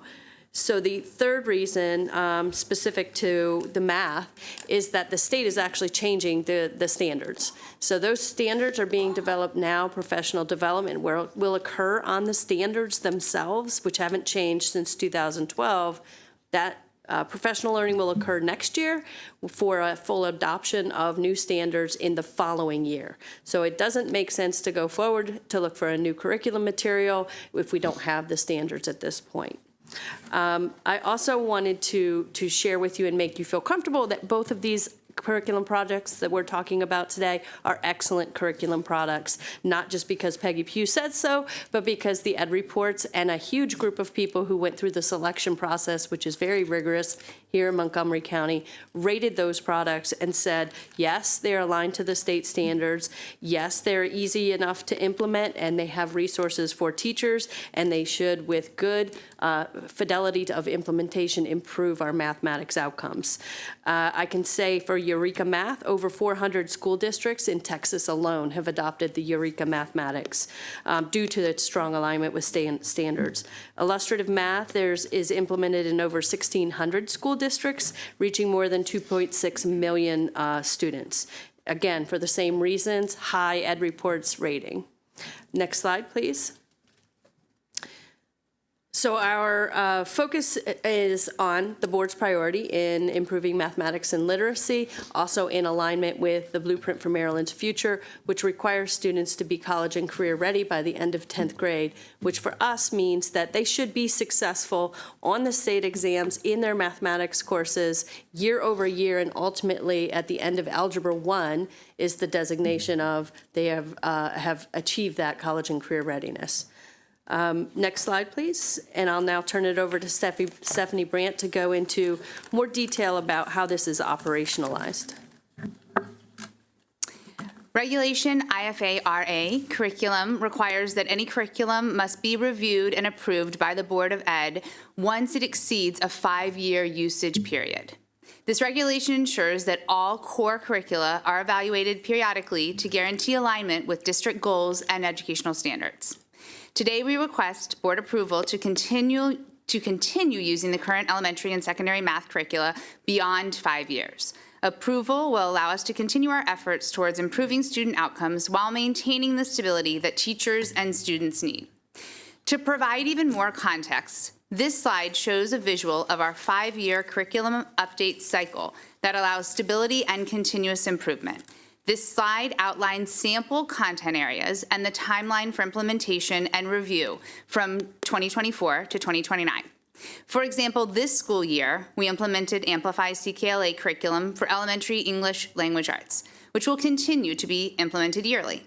Also, secondary English language arts will go through a request for proposal, as Dr. Pugh mentioned, process this school year before adoption in upcoming years. Science and social studies also have scheduled implementation timelines.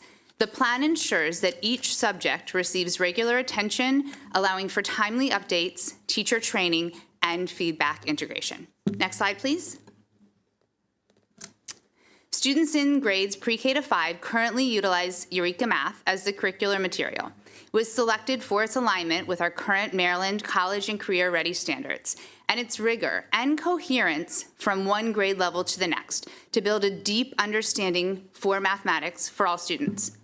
Eureka Math also emphasizes fluency and problem solving, which are critical for creating a strong mathematical foundation. Eureka Math is designed to teach students to think critically and apply math concepts in real-world settings.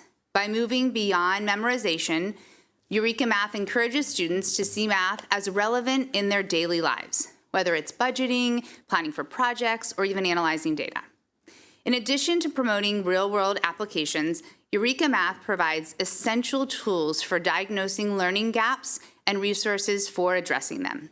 With built-in assessments, teachers can quickly identify specific areas where students need extra support. Targeted resources allow teachers to offer individualized instruction, helping each student build a stronger foundation. Eureka Math also emphasizes the development of mathematical language through daily instructional routines. These routines provide structured opportunities for students to practice and use math vocabulary, reinforcing language skills within a mathematical context.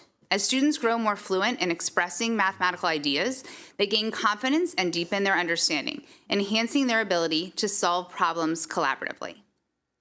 While Eureka Math was first implemented in 2019, the pandemic interrupted the rollout. Schools quickly shifted to online learning, requiring the curriculum to adapt quickly to virtual environments. And I have such a memory of that as a former elementary school principal during that time. Following the return to in-person instruction, teachers worked to transition the curriculum back to that classroom setting.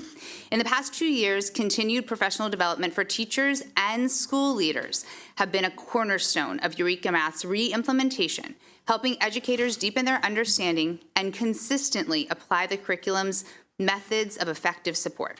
This ongoing commitment to professional learning has strengthened the program's impact, ensuring students receive the full benefits of Eureka Math. Next slide, please.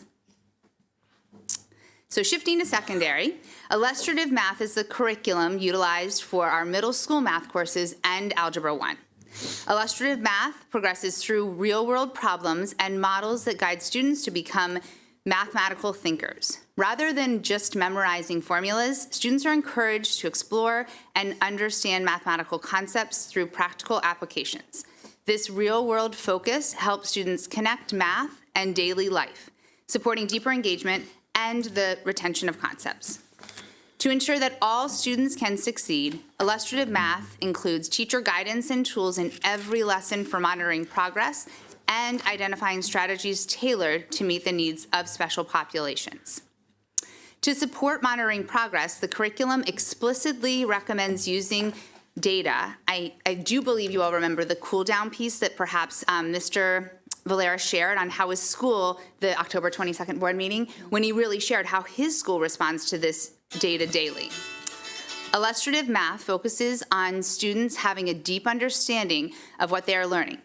In the past, a teacher may have started with an equation on the right, so there are a couple of pictures here on the slide, and given students steps to memorize to solve a problem. Illustrative math starts with representations like we see on the left and in the middle. As students reason through the representations, the teacher supports students in identifying the procedures that can be used to solve the equation without having to draw the representation. When students have the meaning of the equation, they can better reason through any equation they are given, and they aren't left to remember which set of steps to follow. Next slide, please. This slide outlines the annual costs associated with the math curricula. These costs reflect our investment in providing grade level and standards aligned instructional materials used to build knowledge for all students. We believe that these costs represent a valuable investment in our future of our students by ensuring they receive consistent, rigorous math education. Next slide, please. At this time, we'll turn it back to the board for discussion. Okay. Ask my colleagues to please turn their lights on if they have questions. I think I saw Ms. Wolf's light on first. I really just have one question. I do believe that we have to continue with a curriculum because you can't even begin to evaluate unless it's 3 to 5 years. But, you know, we're not really seeing the results we need to see yet from Eureka. So then how are you evaluating success? I mean, what is it about it that makes you think we should continue with it other than you don't want to just change curriculum? So I'm going to invite our math supervisor to come up, but to answer your question, there is a formal evaluation of Eureka Math that's occurring now. It is both a process and an outcomes evaluation, I believe, that was shared with you from the Office of Shared Accountability. So we have that as sort of our internal guidance. But I would say as 3 to 5 years for adoption, understanding we had interrupted and shifted the rollout of this curriculum. I do believe that we are seeing small growth, and we are seeing growth in some schools where they're fully embracing and utilizing the resources that are there. You heard the use of IXL to be able to adjust for the students. So I'll let Sheila. What do you mean fully using the resources that are there? Aren't the same resources in every school for Eureka Math? Yes. They are. And Eureka Math comes with a comprehensive package of materials that teachers and teams utilize as they're planning and delivering their instruction. One of the key components are the equip pre-diagnostic routines, for example. They are used prior to each module. That is when Mrs. Brandt was speaking, she was referencing one of the tools that Eureka has so that teachers can diagnose the gaps that students have and then informs them what materials to be using. Some schools are using them with certain grade levels. Some schools are using them with certain classrooms. Some schools are using them across the entire school. And so schools are making school-by-school decisions in order to determine whether or not they're going to use those tools. And so what we do is that in collaboration with our friends in the Office of School Support and Improvement, is we've been working with math leaders in buildings. We've been going from one building to another and visiting classrooms and visiting leadership teams so that we can cross-pollinate the results that schools are getting from one place to another in order to continue to increase the implementation of all the available tools there are when it comes to utilizing the Eureka accessories and the Eureka materials. I hear what you're saying, but I guess I'm still just a little hesitant, not about continuing, but I'm just trying to understand. I don't see results when I see the math scores. So when she refers to what was presented, I don't see results. So where is the success? I mean, how do we know we're getting success with this? Why? Do you understand what I'm asking? I do. And I think ultimately, to be perfectly frank, that the success will start to show on those state assessments, on those MCAP assessments, grade by grade, as the teachers are digging further into the mathematics, which you've heard us talk about from our past summer training, as the teams are better able to prepare to teach the students, as they're better honing their lessons, as they're implementing the instructional language routines more successfully, and they're moving through the comprehensive Eureka math block from beginning to end with greater success. That return after COVID really set us back. This was an instructional product that was intended to be taught in person, and we had been forced to pivot on it and to teach it virtually for a while. And so bringing everybody back into an interactive, in-person experience has taken time. Okay, I'm just going to say I'm going to be watching because I'm not seeing success with our black and brown children. And I never hear anything that tells me this is going to be successful with black children. Thank you. I'm going to go one and one. Ms. Harris? Yeah, I think this gets a bit to Ms. Wolf's point. So I appreciate we're regularizing a cycle of reviewing curriculum for currency. The world moves forward. But when we begin a new curriculum, what is the cycle of time where it takes to really be optimally delivering that? You've got teachers that are learning it for the first time. You just mentioned it's taken a while for the professional development and around Eureka Math to really get embedded and show benefits. So what is the general timeline for which you buy a new curriculum, you're evaluating in a 5-year cycle, where in that timeline, or do you in that timeline, get to kind of really robust fluency and optimization of that curriculum? When we had originally decided to select Eureka Math and illustrative math, actually, the initial rollout was intended to be a 3-year process. And and MCPS, to their credit, many of you remember this, committed wholeheartedly to the comprehensive professional learning that the vendor was going to provide on how to maximize the use of all of the tools that they had to offer. All of that would have been in-person training directly to the classroom teacher. With the disruption, we began the rollout with a third of the schools in the fall of 2019. Everything had to go virtual by the spring of 2020, and by the fall of 2020, the entire district was expected to use these tools in a virtual manner. Some truncated professional learning was provided, but we never completed the process. I would offer that, to Ms. Wolf's point, 3 to 5 years. 3 years to get all of the schools on board. You have to go directly to the classroom teachers to teach them how to do this and be able to give them feedback with appropriate leadership development for your school-based leaders and your administrators. And then you should be able to see it gain momentum. We do teach the Maryland College and Career Ready standards. There are a number of products out there that have been highly rated by Ed Reports to address those standards. Eureka Math and illustrative math are the two 21st century, I'm going to call them textbooks, that provide those instructional materials and supports so that teachers can make sure the students are learning the standards. Okay, so you're saying about 3 years in, if you've got robust implementation development. Okay, and you on one of the other slides you had a price, and you're talking about the materials on an annual basis. So what do we, when we say the materials, what are we talking about? Do the students get, paper and things that they're manipulating? Is it electronic? What is that? I'll speak to Eureka Math, and then if Ms. Lasnik will share about illustrative math. Eureka Math, we are purchasing paper and pencil student consumables for every student pre-K through grade 5. In addition, there are several platforms that teachers and students access. And so there are digital licenses and print materials that are provided for students every year. And do we have adapted materials for our students who are in special education and our students who are emergent multilingual learners? We do. We have all of the materials in English and in Spanish. We work very closely with our Office of Special Education in order to make sure we have everything accessible, brailled, enlarged, whatever adaptation needs to be made. In addition, for our one-way immersion schools, we also have French and Simple Chinese. Okay, thank you. Ms. Yang? Yes, so there is, I agree that we can't switch now, but I'm also waiting to see the result. So we have a formal evaluation right now. When would that come out, do you know?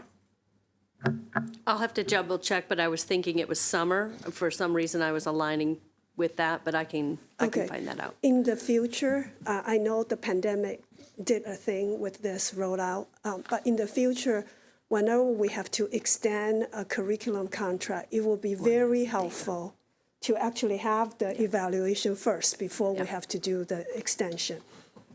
So I'm going to add one dimension of the timeline that was said very quickly at the beginning of the presentation, which is actually very helpful, is that the state is redoing their math standards this upcoming year, and that will inform quite a bit in terms of what next steps we take.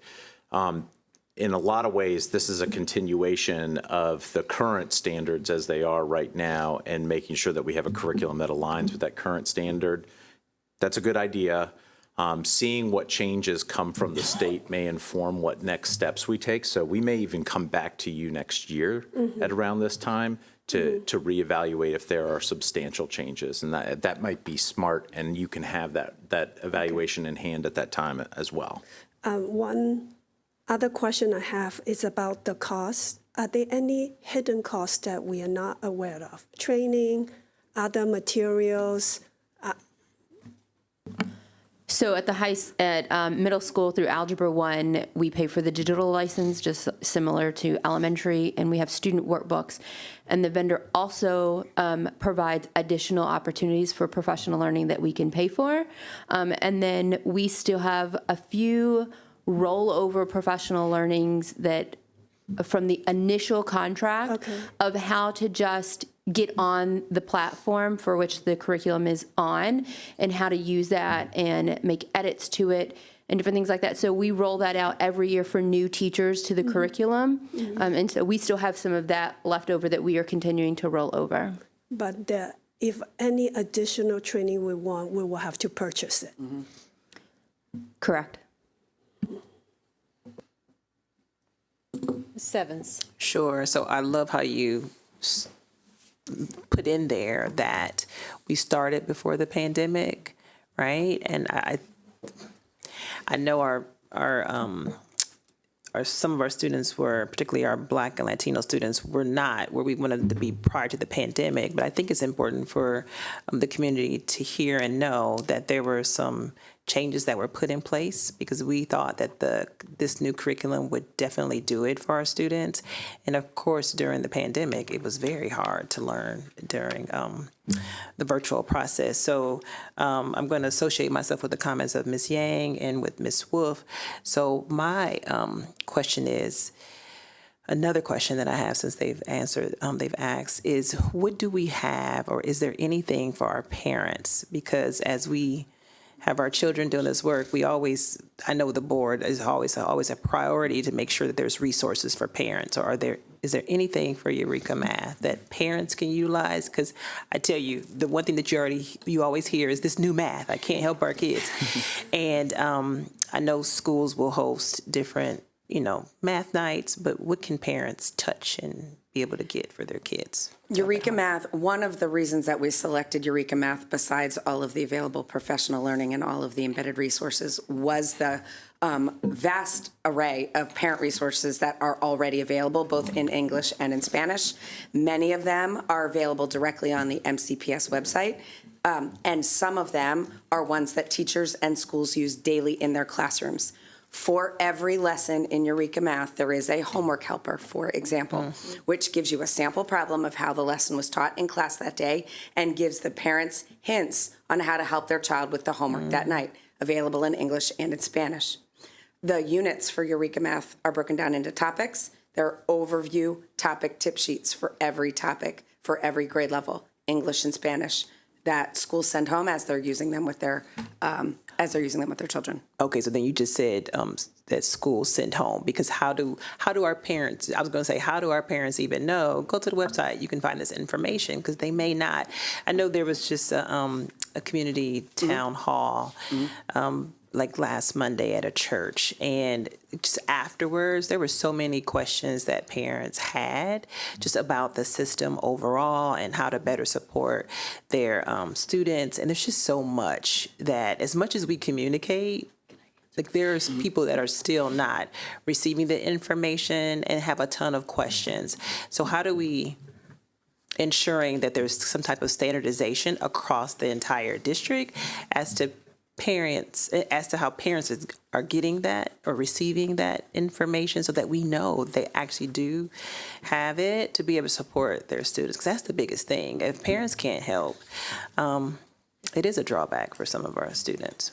Yeah, thank you for that. We can always do more, and we can always do better, and we sort of follow the who are we not hearing from and who are we not addressing. And I keep smiling, because that new math was new math when I was in high school. And back in 1987, my father was like, this new math is terrible, because the way they learned before was rote, memorization. And for him, there was no other way to do math than to memorize. I mean, he could do long division in his head, and scoffed at those of us who were struggling to learn our times tables. So, but it didn't have meaning to me. I was one of those learners that I needed to see it visually in order to figure it out. So I understand where parents are in trying to help their children in learning math differently than the way that they learned. And so to what they said, you can actually just go in and Google MCPS Parent Math, and it pops up a website that has actually all of the grades, that has resources directly that are grade specific that she spoke of. But that requires a parent to go in and look. So Yes. any parent who is ready to go in and look or needs that assistant, we can put it in the 5 things to know. We can put it in some of the communications that are more routine that go home. We can also make a push to say, you know, at the beginning or end or whenever the math team determines it's appropriate, to give a reminder of what's there for parents. The other piece that we talked about was the IXL. That is skills-based. So that's not teaching new math. That's not teaching different processes. That's reinforcing basic skills. So parents should be much more comfortable with that in secondary, yes. Okay. All right. And you all probably can't answer this question. Do we, at one point in time, we used to keep data, and maybe, let's see, we'll remember Ms. McGuire. At one point in time, we used to keep data on who in our system, like what students, parents, or family or guardians were actually accessing or using Parent View. Is there some way do we upload and put information like in the resources in the apps that we have for our parents, and that way it could be something that's in there? Yeah, we could absolutely explore that. Parent View, I mean, I was a high user because I was always used too. my kids to demonstrate for everyone else. And but I think that's a great suggestion, because that's something we can push out. We also have new Remind. So Right. Remind is a great tool that was new to the district this year that we can explore. How do we do some more automated that doesn't Sure. rely on a school to send out a message? So we're happy to go back and do I that. see Miss Sharon coming up. She's running up. Oh, she's Like, no, we don't have a mind. Just want to make sure that you guys have accurate information about the Parent View. One of the things that we did per board conversations and and our principal requests is we created an entire dashboard for principals to use to not just see which of their families were activated on Parent View, but what their utilization rates Right. were. They're able to break it down by race, individual families, so they're able to say, oh my God, I have these 6 EML families that they're activated, but they haven't used it in 6 months. Right. So we've been working with them on how to better utilize that tool Sure. in order to help support communication. That's helpful, because I didn't want to put it in a location or in an area where parents weren't accessing it. But I do know we have Remind, so however our parents are accessing information, it would be great to stick all this important stuff there. I don't want to overwhelm them, but we want to make sure they know when they have access. Okay, thank you.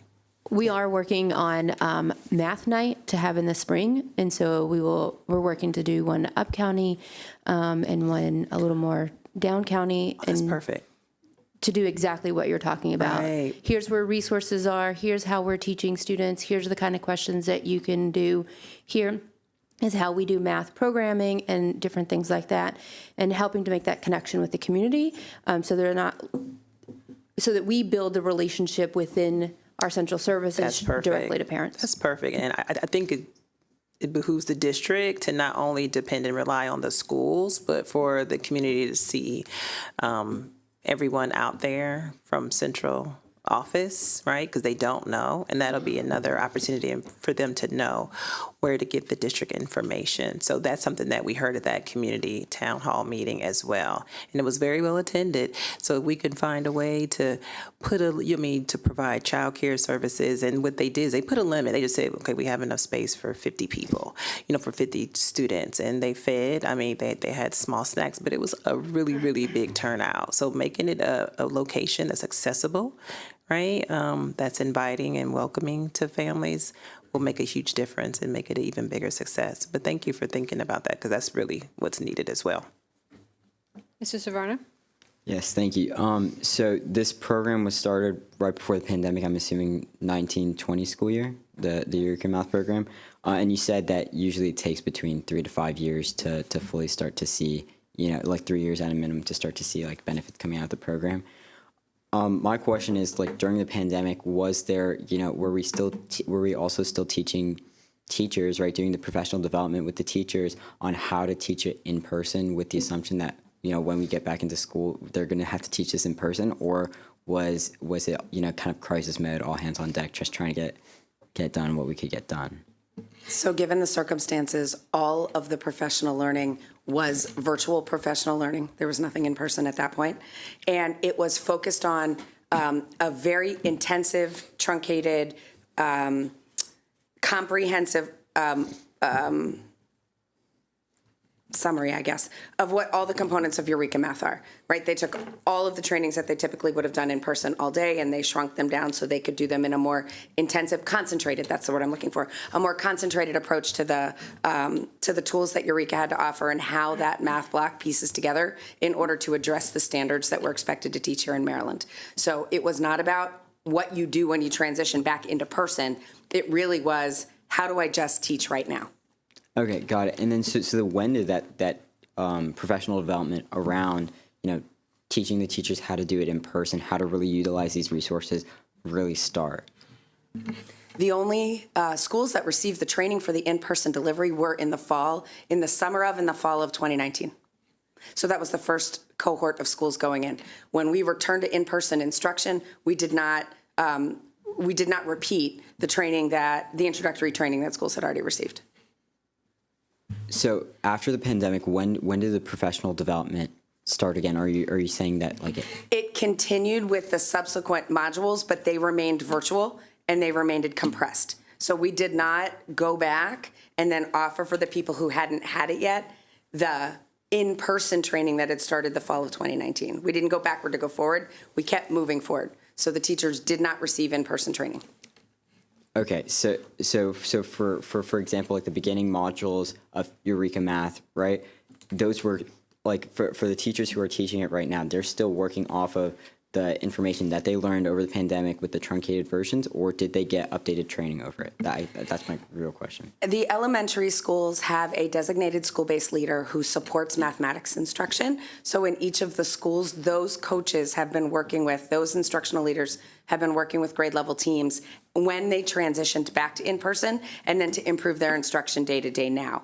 And so we have math leaders from every building who come to training with us on a regular basis in order to continue to examine how you plan for elementary math instruction and then how you teach it so that those math leaders can give informed feedback on the planning and teaching cycle. So the job-embedded professional learning continues to happen in the planning sessions, in the one-on-one after teachers are teaching, but there's not system-wide teacher-by-teacher training where either we're bringing them all together or we're going out to them. We are using a training of trainers model through our school-based math leaders. Okay, got it. So if I'm understanding correctly, right, during the introductory training, was that school-wide or was that trainer by trainer method? That was everybody, all elementary teachers and all elementary administrators starting in the summer of 2019 and the fall of 2019 for the first 32 schools. For the first 32 schools? Mm-hmm, because we were doing it over 3 years. We were phasing schools in a third at a time, so only the first third received that in-person training for all teachers. Okay, so and then the schools after that, they only received the truncated, like concentrated version, and then they never got that in-person They did not. system-wide. Okay, so then my question, maybe back to the school district, is can we look at maybe performance between those 32 schools that got it first versus the rest of the schools that got the concentrated version, and see if it is the professional development that is creating some of these disconnects between the learning, because we're talking about 3 to 5 years. So, like, that's right before the pandemic. That's just around 5 years. Like, my real concern is, like, if it is a professional development, then that's like a good indicator that the program is working. If those schools are experiencing the same or less, rates compared to the rest of the schools, I don't know how we can reasonably. I think she has an answer for you. I do, and I've asked exactly the same question, so I really appreciate you asking. The factor that has to be taken into consideration when doing an assessment like that is the school-based turnover. Has the administration turned over and have the teachers turned over? Is it the same people providing the instruction as it was when they received that professional development? Mm-hmm. Because that is a really critical question to be able to ask and answer. That's a good part of the equation. I appreciate you bringing that up. Past that, I think, like, if we're talking about this curriculum like being a derivative of the training, like, we do need to make sure that the training is there. That's my point. Thank you. My question is around training as well, or I think you answered this in our math presentation a couple board meetings ago, but what's your plan of action to get more out of the curriculum? We know it's well reviewed. I hear great things about it from teachers, yet we're not seeing the results. What's your plan of action to squeeze more juice out of this great curriculum? So first, our coaches are planning directly with teachers. I would say this year the specialists in central office have been going directly to schools and providing professional learning on the math language routines. And so how do we ensure that our teachers, there's strategies that you can use to help kids to discuss and discover and have conversations with each other. And so making sure that teachers understand why the math language routine is attached to this lesson, how to do it, and to really think about how to elevate the student discourse in the classroom. So the specialists have been around the county providing these mini professional learning sessions directly to teachers on a monthly basis. Thank you. And as the state redoes the standards and we continue with this curriculum, do we have to buy it for 3 years, 5 years, 1 year? Can we, if the standards change next year, can we get out of it and look for something that is better aligned with this? My understanding is that in the position we're in now, because the original contract was for 3 years with 3 one-year extensions, that we can request an extension a year at a time. Okay. So as the state is working their timeline, we can adjust accordingly. Okay, great. Mr. Savarna? All right, so my final thing is, again, going back to that 3 to 5 number, like a 3 to 5 year number that we were talking about, which was, again, impacted by the pandemic. When should we expect to start seeing, significant, not significant, but, improvements that can be attributed to, or data that can be attributed to the full teaching and professional development of our teachers within the curriculum? Like, is it next year, or is it the year after that? Is it, 2 years from now? Because just considering going back, 2019 was the first year we started. from what I'm told. And then that was the pandemic year. 2020, 21 was virtual. So 22, 23 would be the first year that we started in-person instruction. Right, and so what they've been talking about are the average implementation in a normal year without the interruptions, that you would see that in 3 to 5 years. I think the challenge for the nation is that we have had 2 years of less than math instruction for students. And if we're going to accelerate student performance, we absolutely have to keep delivering grade level standards. But that is a significant challenge because students do not necessarily have all the prerequisite skills. So we have to hold to the standards. We have to give students the access and the ability to try these problems, understanding there are still skill gaps. That's national. If you look at, there are 3 counties who performed better than us on MCAP when you take them all together. Howard County, Worcester County, and Carroll County. And when you look at what they're doing similar things that we are doing, only having done them longer and with smaller sets of schools. So I have confidence. I do believe that this is the right material. I do think your point about making sure that we're supporting our teachers and that we are strategically helping them meet the needs of our students who have language to learn as well, and for our students with disabilities, that is a strategic approach to do. And as we're supporting them, our hope, and we've seen year over year, small improvements, which indicates a bigger problem, right? That we're only seeing these small improvements. Yes. So I was doing the math quickly in my head.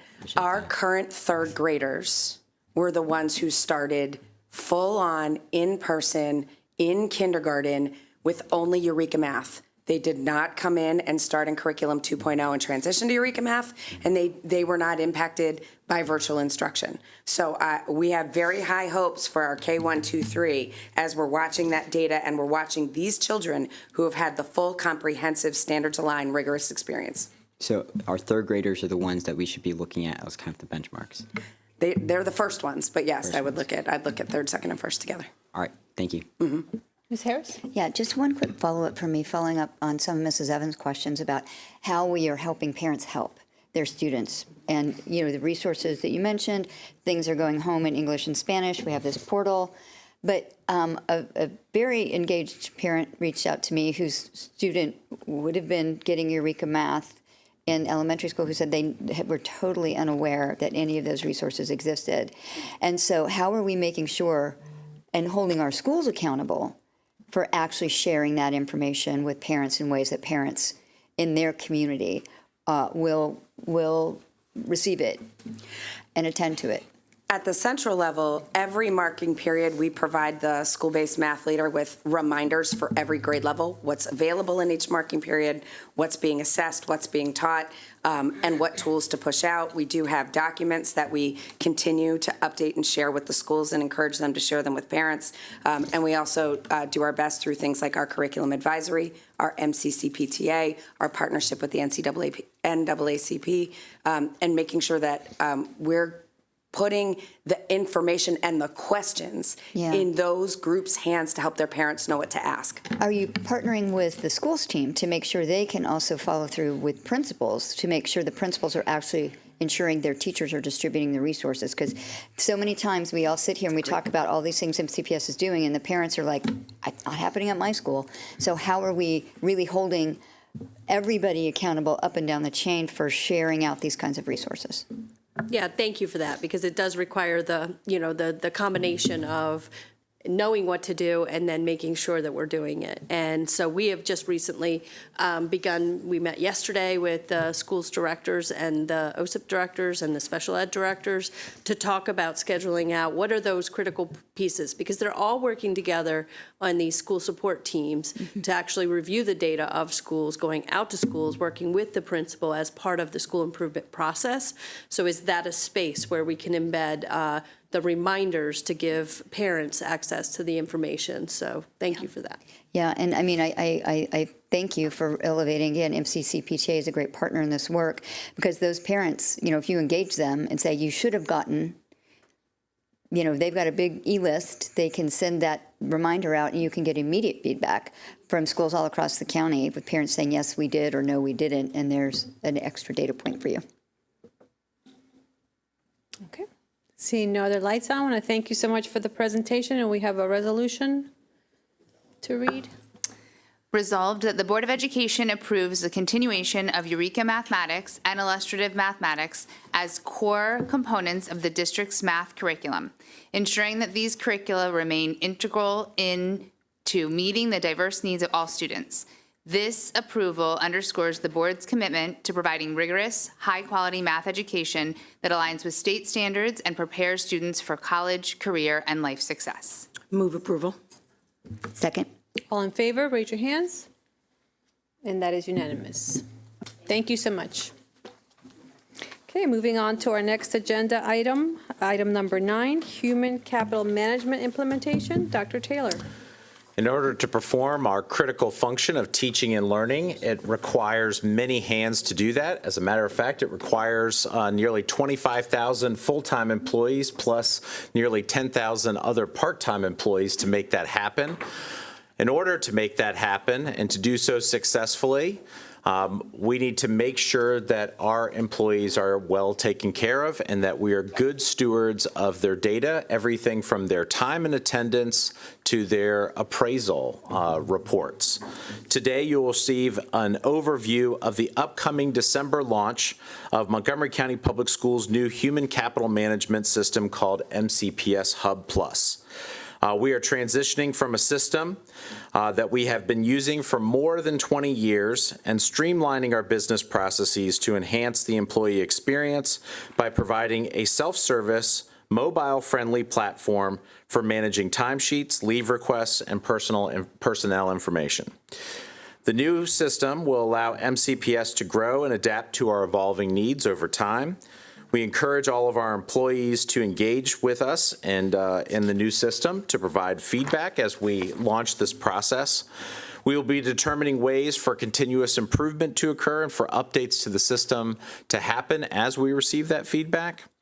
I want to thank the many hands that have brought us to this point because this is a all-hands-on-deck, multi-year endeavor that has survived a pandemic, several leadership transitions, several personnel changes, and this is above and beyond the normal scope of responsibilities for the many hands that have been working behind the scenes in our Human Resources Office, our Finance Office, our Technology team, and across countless other departments to bring this to a successful conclusion and to bring us finally, after 24 years, into the 21st century.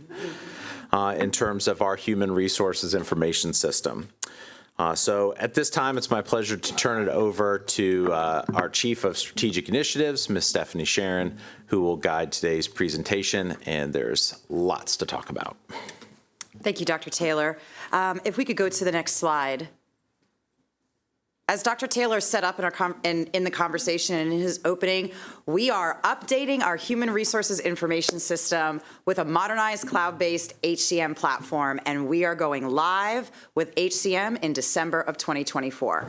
Also, that this has been a huge collaborative effort, and I do want to thank the numerous staff members that are here today who are supporting who have supported the project.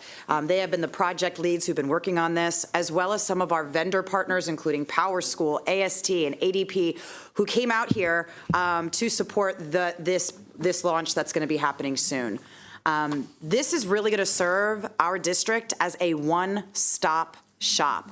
It is going to make sure that being able to access our MCPS Hub Plus and our business systems, whether it's from timesheets to our W-2s, et cetera, is all very easily accessible, easy to use, and efficient and streamlining our workflows. We have been engaging it with an extensive plan for communicating and training users. You all have probably received some emails about the MCPS Hub Plus. We have launched our professional learning in October this week, which you will hear more about. We have launched all of the training that's going to be available for the entire district on PDO, on our professional development online. We are going out and doing hands-on training with some of our support staff in multiple languages. we are doing a very taking a very comprehensive approach to this change management process, as it is going to be a big shift for all of our employees. And again, the superintendent recommends that you receive this as information today. Next slide. So just so that you have an overview, and I know we use a lot of acronyms, so you may have heard ERP, HCM. What is the difference between all of that? So when we're talking comprehensively about our movement to the 21st century, we're talking about enterprise resource planning. Our enterprise resource planning started in 2017, but it's really important to understand that the Human Capital Management, or HCM project, did not start in 2017, okay? What started in 2017 and took 3 years to launch, and you see the cost up there, is our business hub. This is our budget hub as well as our financial system, okay? That was those are the first two parts of the ERP, or Enterprise Resource Planning project. Then in 2021, we started the HCM project, okay? So part one is going to be launching in December. This is the part that is going to be, when everyone talks about the electronic timesheets, we know that's the big draw. That's how we always kind of open it up for people. That part, pay, time, leave, et cetera, is going to be launching in December. Then there's a part 2 to HCM, and that hasn't started yet. That will be starting in the spring, and that is where our program evaluations, our applicant tracking system, how we're hiring people, those systems, that is going to be built out next and will be done in 2026. So it's important to note that while this has started all the way back in 2017, they have been different phases of the project that have been launched. And again, all of these, from the business hub to HCM phase 1 to HCM phase 2, are going to streamline our workflows for everybody involved, because it is serving as a one-stop shop. The other thing I just want to point out to everybody is, because we've received this question, why are we moving to a cloud-based system? Like, what was the point of that? In addition to our legacy systems not being maintained after a very, very long time, there's a lot of benefits to moving to a cloud system. One, it's scalable. As our district gets larger, it will be able to manage that size. When you have the old type of system that we had, as we got larger, it's almost like you have to Frankenstein it together to make sure that it's still meeting the needs. It's sustainable. It automatically will do security updates, so it will create a more secure environment for our staff when we're dealing with very sensitive data. And the maintenance of it will be much easier to manage than what we were dealing with in the past. So this is really going to be a comprehensive system that benefits us as we move forward. So at this time, I'm going to turn it over to Ms. Alfonso Windsor to kind of talk about the benefits and value of this particular program. Thank you. Good afternoon. So as we roll out our new human, next slide, please, our human capital management system, I want to highlight a few of the ways that this system is going to enhance our employee experience and is going to streamline our processes. So the human capital system now, management system, becomes part of the business hub. That's why we're calling it the Hub Plus. So now the financial system and the human capital system is all going to be in the same platform. It's going to be, there's not going to be any more the need to go from this platform to this platform. Everything will be in one place. So it will bring functionality for our end users. And then another big thing is it's finally here, right? You know, online timesheets that everybody has been talking about forever. Online timesheets and leave requests will all going to be done, you know, through this system.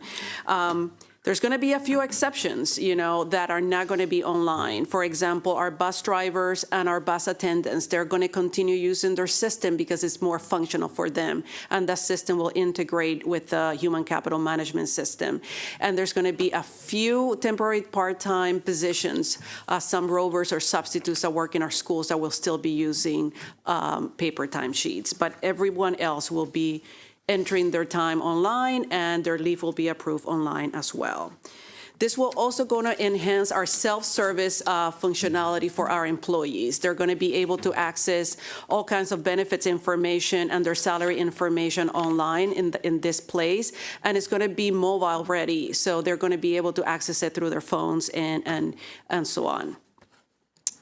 The other big piece of this is that we are going to phase in 10-month over 12-month pay. Starting this summer, there's going to be enrollment for extended pay that our employees are going to be able to access, and then the following summer, the summer of 2026, the enrollment for equalized pay will be in place. And then last but not least, as Ms. Sharon mentioned earlier, this will eliminate the costly upgrade of softwares because we get quarterly updates, through the hub and through the cloud that, since this is not customized, everyone will get the upgrades and it's not something additional that we're going to have to include as part of this service. Next slide, please. So as we are getting ready to go live, and we are very excited to go live, we want to continue our commitment to transparency, and we want to make sure that everyone is aware of the challenges that we faced and the steps that we're taking to make sure that we have a very successful implementation. One of the biggest challenges that we have encountered over the last 3 years is staff turnover, not only in MCPS, but with our implementers. Within our human resources, finance team, and technology team, we've had over 30 staff turnover in the last 3 years that have left the project. Therefore, we've had to train new people into, how to use the system and how to move forward to be able to support the implementation of the system. Additionally, MCPS has done the same things for many years. Sometimes we've done the same things the same way for decades.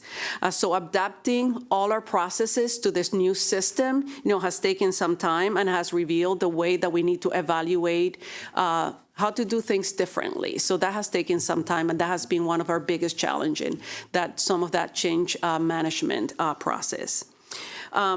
Unfortunately, all of that has resulted in contract extensions for the system, and the need, the contract extension has resulted in delays, but we are getting ready now to go live, and we are looking ahead to the December implementation. We are focusing on preparation and readiness. We want to make sure that this is a successful implementation. We have developed comprehensive training materials and communication plans to make sure that all the employees feel confident using the new system. And that training has started, this week.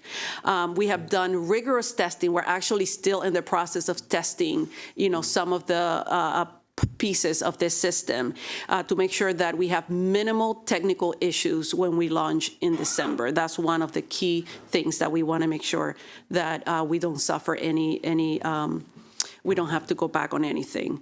While there have been challenges, we are committed to the successful launch. There has been the culmination of the work of many, many people over the last, 3 or 4 years, and we're looking forward to the next phase, as we prepare to go live and then to move forward to the HCM part, phase 2. Now, sorry, I'm turning it over to Ms. Fields. Next slide, please. So staying ahead of the curve with technology is not a necessity, but a strategic advantage. We are committing to the change to ensure we can be sustainable and maintainable with potential changes within the district. As you can see on our screen, our employees will be able to have a user-friendly interface. We will be able to generate better analytics. The interface is responsive on a mobile device. We do not have a mobile app. We will still have our secure login, and we have the ability to integrate with other potential and future systems. Next slide, please. We recognize that technology can sometimes feel overwhelming, especially when faced with a new system. The organization change management team has been engaged with a variety of stakeholder groups, such as food and nutrition, maintenance operations, building services, transportation, career pathways, to understand the potential learning styles and best practices to create training since February 2024. The training roadmap, as you can see, shows the path we have journeyed to arrive at delivering the training. After the system is live, training still will be available, and we will reevaluate as we receive feedback from the users. We are offering the following opportunities for users to learn. We have virtual office hours, in-person drop-in sessions, online courses, a library of resources on demand for users, variety of guides, and we'll also have some in-person training as well. For our user acceptance testing that occurred in October, we engaged with employees, line managers, timekeepers, administrative secretaries, to name a few, tested with people who also had multiple positions as well. We even tested the mobile responsive experience with the users, and our exit feedback from the participants are the following. From an admin secretary, this was so easy. Maintenance and operations trainer, makes things a lot easier for us. Administrative secretary, easy to navigate. From a principal, love, love, love. We want our employees to embrace the technology not as a challenge, but as an opportunity for growth. Our ongoing training initiatives, we are targeting to improve efficiency and evaluate the experience as we go forward. Next slide, please. We are targeting for our employees and retirees to feel empowered and confident and leveraging the new tool for the MCPS Hub Plus to provide assistance in learning the system. One of the tools we are leveraging is called Oracle Guided Learning. The Guided Learning tool provides a user with step-by-step guidance in performing the task. So for instance, updating your benefits or learning how to submit your online timesheet. There will be guides within the system users will be able to access for use, as you can see on the screen. There'll be different beacons. If you already know how to perform the task, you can say not now. If you need to revisit it, there are ways to be able to do that within the system. If a person is new to the system, our goal is to equip the users with the knowledge and skills needed to use the system. Some of the feedback based on our Oracle Guided Learning that we received, it was clear, simple, and it worked. I think it's great for people who are going to need it. User-friendly. I love the entire experience. Next slide, please. As it relates to communication, we have been using a variety of communication methods. In addition, we have partnered with the Department of Communications to assist with informing the district about the MCPS Hub Plus. Also, we meet with our union associations, Executive Leadership Monthly, to provide updates and to have a thoughtful and engaging discussions pertaining to the system impact and user adoption. We are wanting the technology to not be a roadblock, but a catalyst for success. We have communicated through presentations at professional learning communities, demos, tutorials, flyers, posters, QR codes, and we also have the MCPS Hub Plus site that users can access, just to name a few. We have recently added an HCM leadership toolkit to assist with further understanding of the system. And in communicating about the new system, we want to promote an understanding, foster the accountability, and build a level of comfort in using the system. Next slide, please. So in closing, as we prepare to launch, we are introducing a transformative modern solution for the district. We want to enhance how users use items such as self-service, reviewing information, and completing various tasks required for the district. We are stepping into the future, but also becoming more efficient and accessible. Thank you. I'll turn it over to the board for questions. Okay, that's my colleagues to turn on their lights. Let's start at the far end, Mrs. Evans. Oh my goodness, how long have we been talking about this? So thank you to everybody that's worked on it. If you're in the audience, at the table, really appreciate it. So my question is, before we actually use the system when it's up and running, like, will there be some type of trial run? Because our employees want their paychecks. This is the time that they won't want any mistakes. So what would that look like? Thank you for your question. Yes, we have performed our payroll parallel testing, 3 of them. We want to make sure our payroll is correct, as well as testing our benefits. We've done user acceptance testing. We have done our end-to-end testing as well within the system when working with our implementer AST, as well as working with Oracle in addition to. So we have been thoroughly testing, especially with our integrations as well, based on our current integrations that we have with our current system. And so our principals have been able to play around with it because they're the ones that are going to hit the submit button. So if something doesn't go right, it will come back on them. Or the employees Yes. are going to, yes. So what we're doing with the principals, just so that you know, so there's 2 parts for what we call them line managers and timekeepers, right? Because those are 2 really critical roles. A line manager, you want to think of as a principal, right? Timekeeper is somebody that supports entering in time. The financial secretary sometimes. Yes, that's a great example. So they are all receiving, they have separate asynchronous training, which is not it's like it's online training, right? But then what we're doing is we're providing opportunities for them to come in person into the labs, into the computer labs, to actually do it together with the experts to make sure that they're entering it in correctly if they need help. So we're providing that hands-on activity. We're doing it closer to December so that so that it's closer to when they actually have to input it all for the first time. So do we have enough people to sit with the financial secretaries or whomever? Because when they sit with someone else and do it, it'll be like live. It's not a pretend play around. Let's try to enter it and you watch me see how it enters. That will be the real deal. Correct. And yes.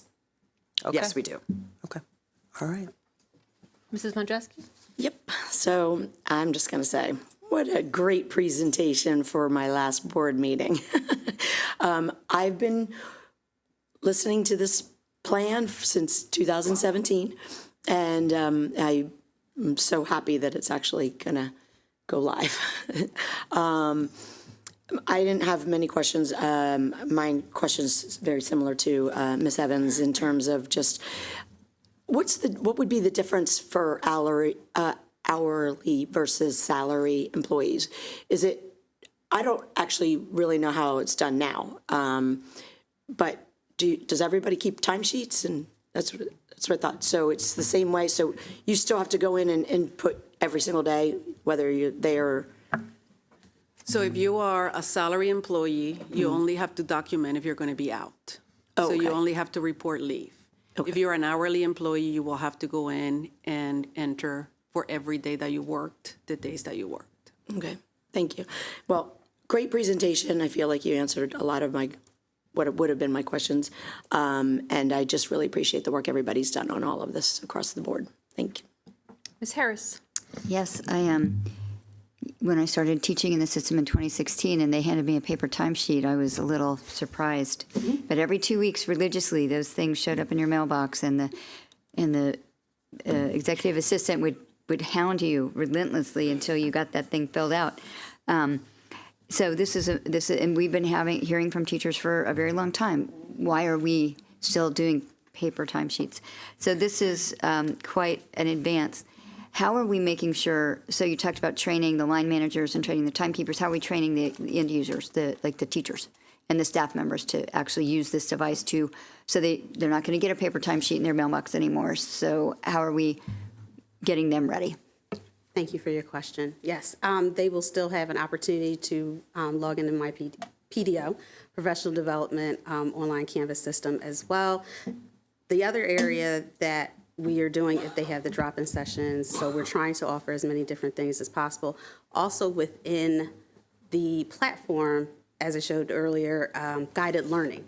One of the things we're going to be doing is tracking the data analytics. So if people are struggling in certain areas, we can actually see who, as well as how often and the frequency of the guides being used. If people are struggling, we now know we might need to create another guide for users or create something a little bit more efficient.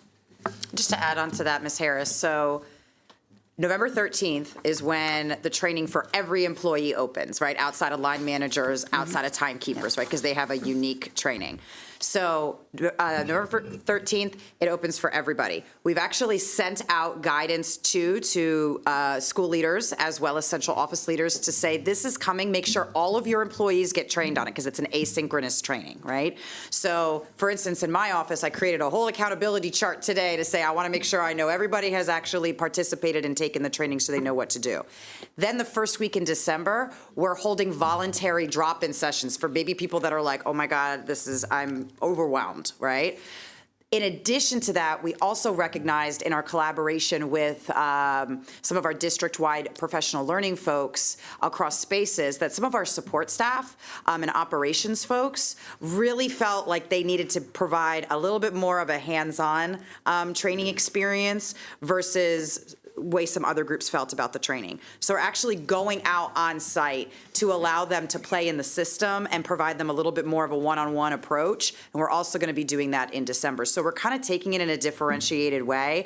For the average user, that asynchronous training is going to be enough for them to be able to figure out how to use it.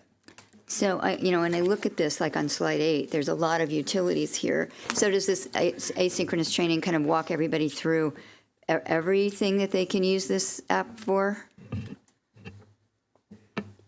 Yes. So we're trying to, for instance, if you need to update your account information, if you need to do your benefits enrollment, all those different areas, your time cards, submitting an absence, we want to make sure to also reduce some of the call volume if there are any. Let's try working within the system first, and that's the other reason why we were testing and for our user acceptance testing that particular feature in the system as well. And my last question is, since this is a project of immense scale that has been going on by the time we get to the end of it, for 9 years, how, given the different timelines in which parts of this go live, are we ensuring, are we working against obsolescence since technology moves forward so quickly? So how are we kind of continuously updating and making sure everything is current and still continuously integrated? Do you mean with the platform itself, with HCM? Yes, the whole hub. Yes. So this is the beauty of moving to the cloud, right? When you have what we typically call an on-prem system that is actually locally stored, that where it's confined. You want to think of it like a box, right? You can add other boxes to it, but it's a very manual process of upgrading. When you move to a cloud-based system, it allows for all of that expansion, that integration capability to happen at scale, and so it grows with us. It'll be much more adaptable and fluid as we move forward. I don't know if I hit all that. Okay. Okay, and I guess, so I don't even know how to say this. Unfortunately or not, I mean, this will not have any expansion or utility to the classroom. So right now, we ask our teachers to use a bunch of different platforms like Performance Matters and Synergy and it's not integrated in its multiple systems, so there's no ability for this to expand to create a uniform single system for our teachers. It's a totally different purpose of the system. Okay, thank you. Ms. Yang?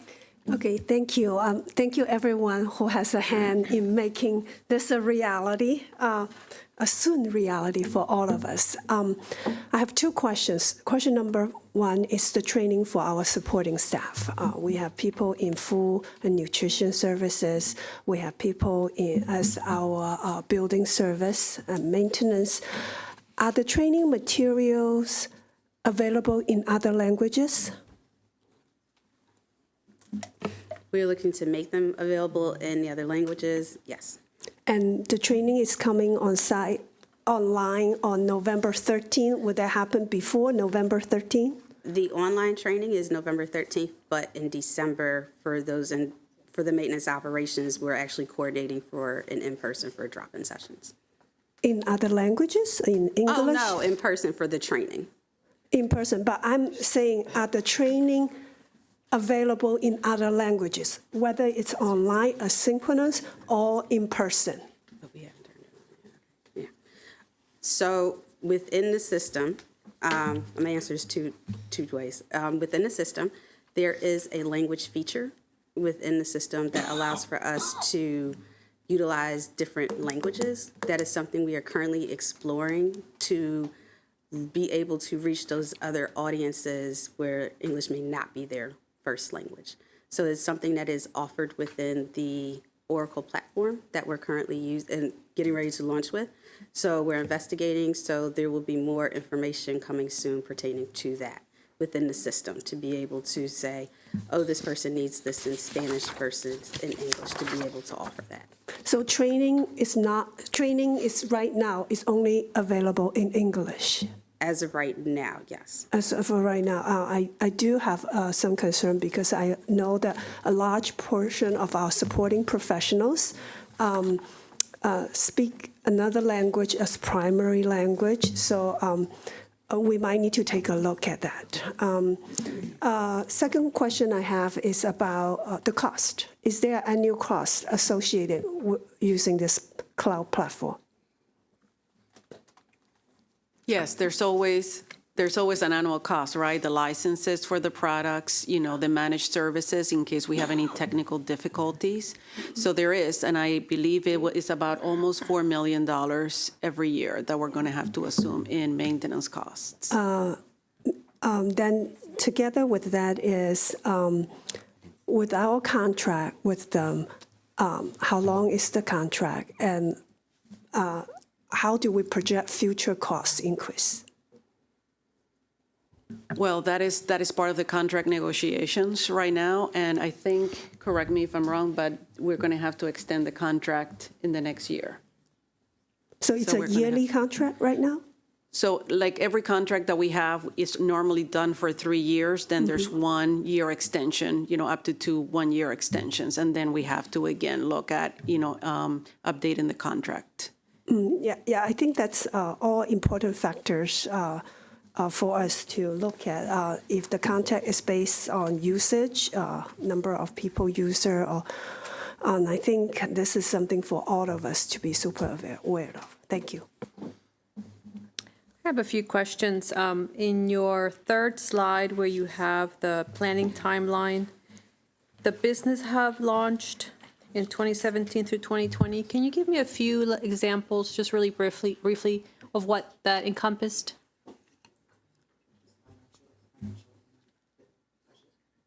Sure. So originally, we budgeted, are we going back to, I'm sorry. Wants to know what was the. What does that, just give me I'm examples sorry. of what that means. The Business Hub, sorry. So the Business Hub is our procurement system, is our financial system where our accounts payable, our accounts receivable, our budget system. That was the component of the first phase, right? Then the second phase is our payroll system and our benefit system. Okay, so the first phase is more internal. Yes. Okay. Second question is for the next slide. Could you help me understand the third bullet? Track 10-month employees' prepaid health benefit deductions. What does that mean? So this is where employees, their FSA, their health plans, the money that you put aside. Oh, okay. Sorry, I forget now the name of the spell out of the acronym, the flexible spending accounts. Gotcha. Okay. For our employees. Okay. And then the 10-month over 12-month pay issue for our viewing audience, can you elaborate on what that means? So sure. So that is, as you know, some of our employees have been asking to be able to get paid over 12 months. There's 2 options for that. One of them is extended pay, where employees is a lot more flexible, where employees can put aside every paycheck a certain amount of money that then they can draw from in the summer. So that is the first rollout. That's the first phase where all our employees are going to be able to access that. Then the second phase is going to be the equalized pay, where for salary employees, they can take their salary and break it out over a 12-month period over equal amounts. So it's like there's no disruption in their pay for that 12-month period. Gotcha. Thank you. What is the date when will be the first big timesheet launch? Which pay period, or what? When can we expect the lights to dim and I the money believe to that's the flow? December 14th. Is that December 16th is the date. All right, before the holiday, so we got to get it right. Can you help me understand why transportation is going to be on a different system? So I'm not sure if there's anybody here, but transportation uses a different system with it's called TIMS because, as you know, the bus drivers, are not necessarily in the office, and they all have different hours that they work, and they all have different times of the day where they work if they have ACA activities and so on. So they use what is called the TIMS system to report their hours. So they're using paper? They will continue to. They will continue to use paper, and then that is it goes into our payroll system in order to do their time. Is that the plan for evermore? I mean, it seems very antiquated. There will be a transition period, but it will take a little bit longer because of the amount of employees and the difference, in the number of hours that they work. When they were, first taking a look at the scope of the project, and they were taking a look at all of our systems, it was decided at that time that to keep, based on the needs that the transportation folks had, to keep them, they wanted to continue to use TIMS, which is their system, instead of moving over. But yes, as Dr. Taylor said, eventually we're going to merge everything. Okay. Mr. Savarno. Yes, I think my fellow colleagues asked a lot of my questions. Just to make it clear, so for this upcoming fiscal year for 2025-26, there is, I'm looking at the numbers, but there's a $12 million fiscal note attached to it, or because it says 21.9 million over both phase 1 and phase 2. So what would the cost be for full year 25-26? So in the year 25-26, it's about $7.9 million that we'll be spending just in the salaries of the employees that are specifically working in the system and the implementation cost. And then the additional $3.3 million that year is going to be for the maintenance and the licenses to use the system. So just around 11.2 million. But again, the 3.3 million is going to increase over time, but that's the maintenance cost that we're going to have to absorb every year. What was our maintenance cost before using the previous system? I don't have that information. I can look it up, but keep in mind that the system is old, so we didn't have maintenance cost every year because it was, like Ms. Sharon talked about, we had licenses that we had to use, but it was specifically for our payroll system. This is for the entire, in terms of benefits and so on. I also just think it's important to note that the old system, while has served us extremely well over the 24 years, is actually not going to be maintained by the vendor after a certain point in like a year or two. So we wouldn't even be able to continue with that system even if we wanted to. Yeah, understood. I just think it's important for comparison and understanding where we're putting the money. Continuing on, yeah, I had the same question about the transportation system. If it's a $30 million system, why do we still have, other, parts of MCPS that are still using old systems? But I think that was pretty much asked and answered. And so one of my questions was, how long is the asynchronous training, right? So like, is it like a YouTube video, or like what exactly goes into the asynchronous training? Thank you for that. We have various videos, but we wanted to make them short, right? They're short, where one might be a minute long, or one might be 3 minutes long, or 5 minutes long. We didn't want to make it very lengthy, where people may lose interest and forget what it is that they're watching or get distracted. So it's a series of videos where you can catch one, stop, and then move on to the next one to understand the next item. Got it. So, okay, so you're saying it's pretty short videos, Yes. and you can take them one at a time. Yes. All right, perfect. I think that's the way to do it. And then finally, I think one of my questions is how does the cost of the system compare to the cost of similar sized systems in other school systems across the country and across the state? Well, what I think is really important to note is that we are the largest school system that are this far in the transition to a cloud-based services for enterprise resource planning. So we're kind of the front runner around this. Fairfax County is just starting their process, I believe, to move. Baltimore County, I believe, is working. We got PG County, but we're nationally the largest system that is implementing ERP as far as the school district. So there's not, as far as I know, a lot of comparable data with costs.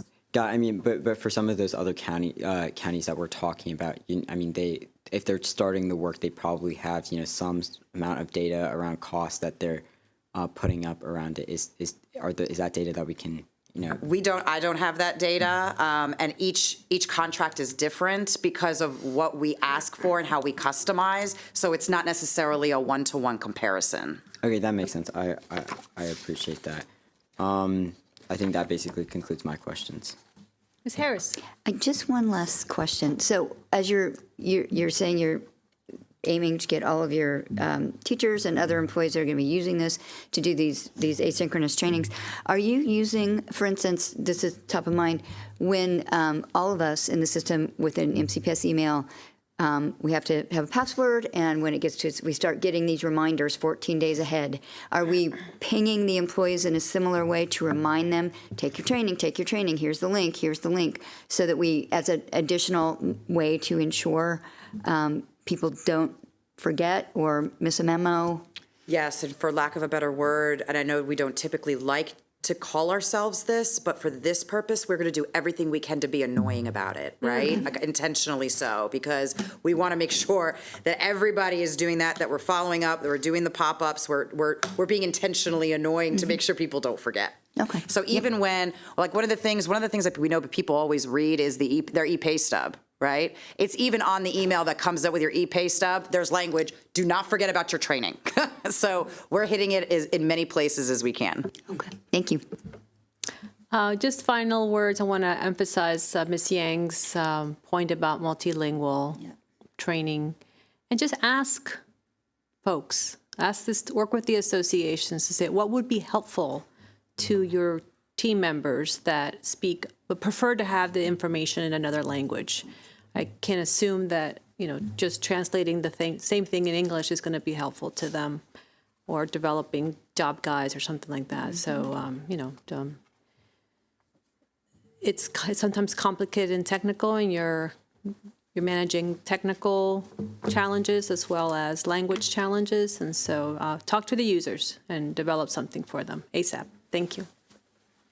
And then also, just one more thing, and thank you for making those comments. I was reminded, as it relates to our Oracle guided learning feature that we do, that we're implementing within the current system, we do have 31 languages, so we'll definitely make sure we're coordinating with the associations as you requested.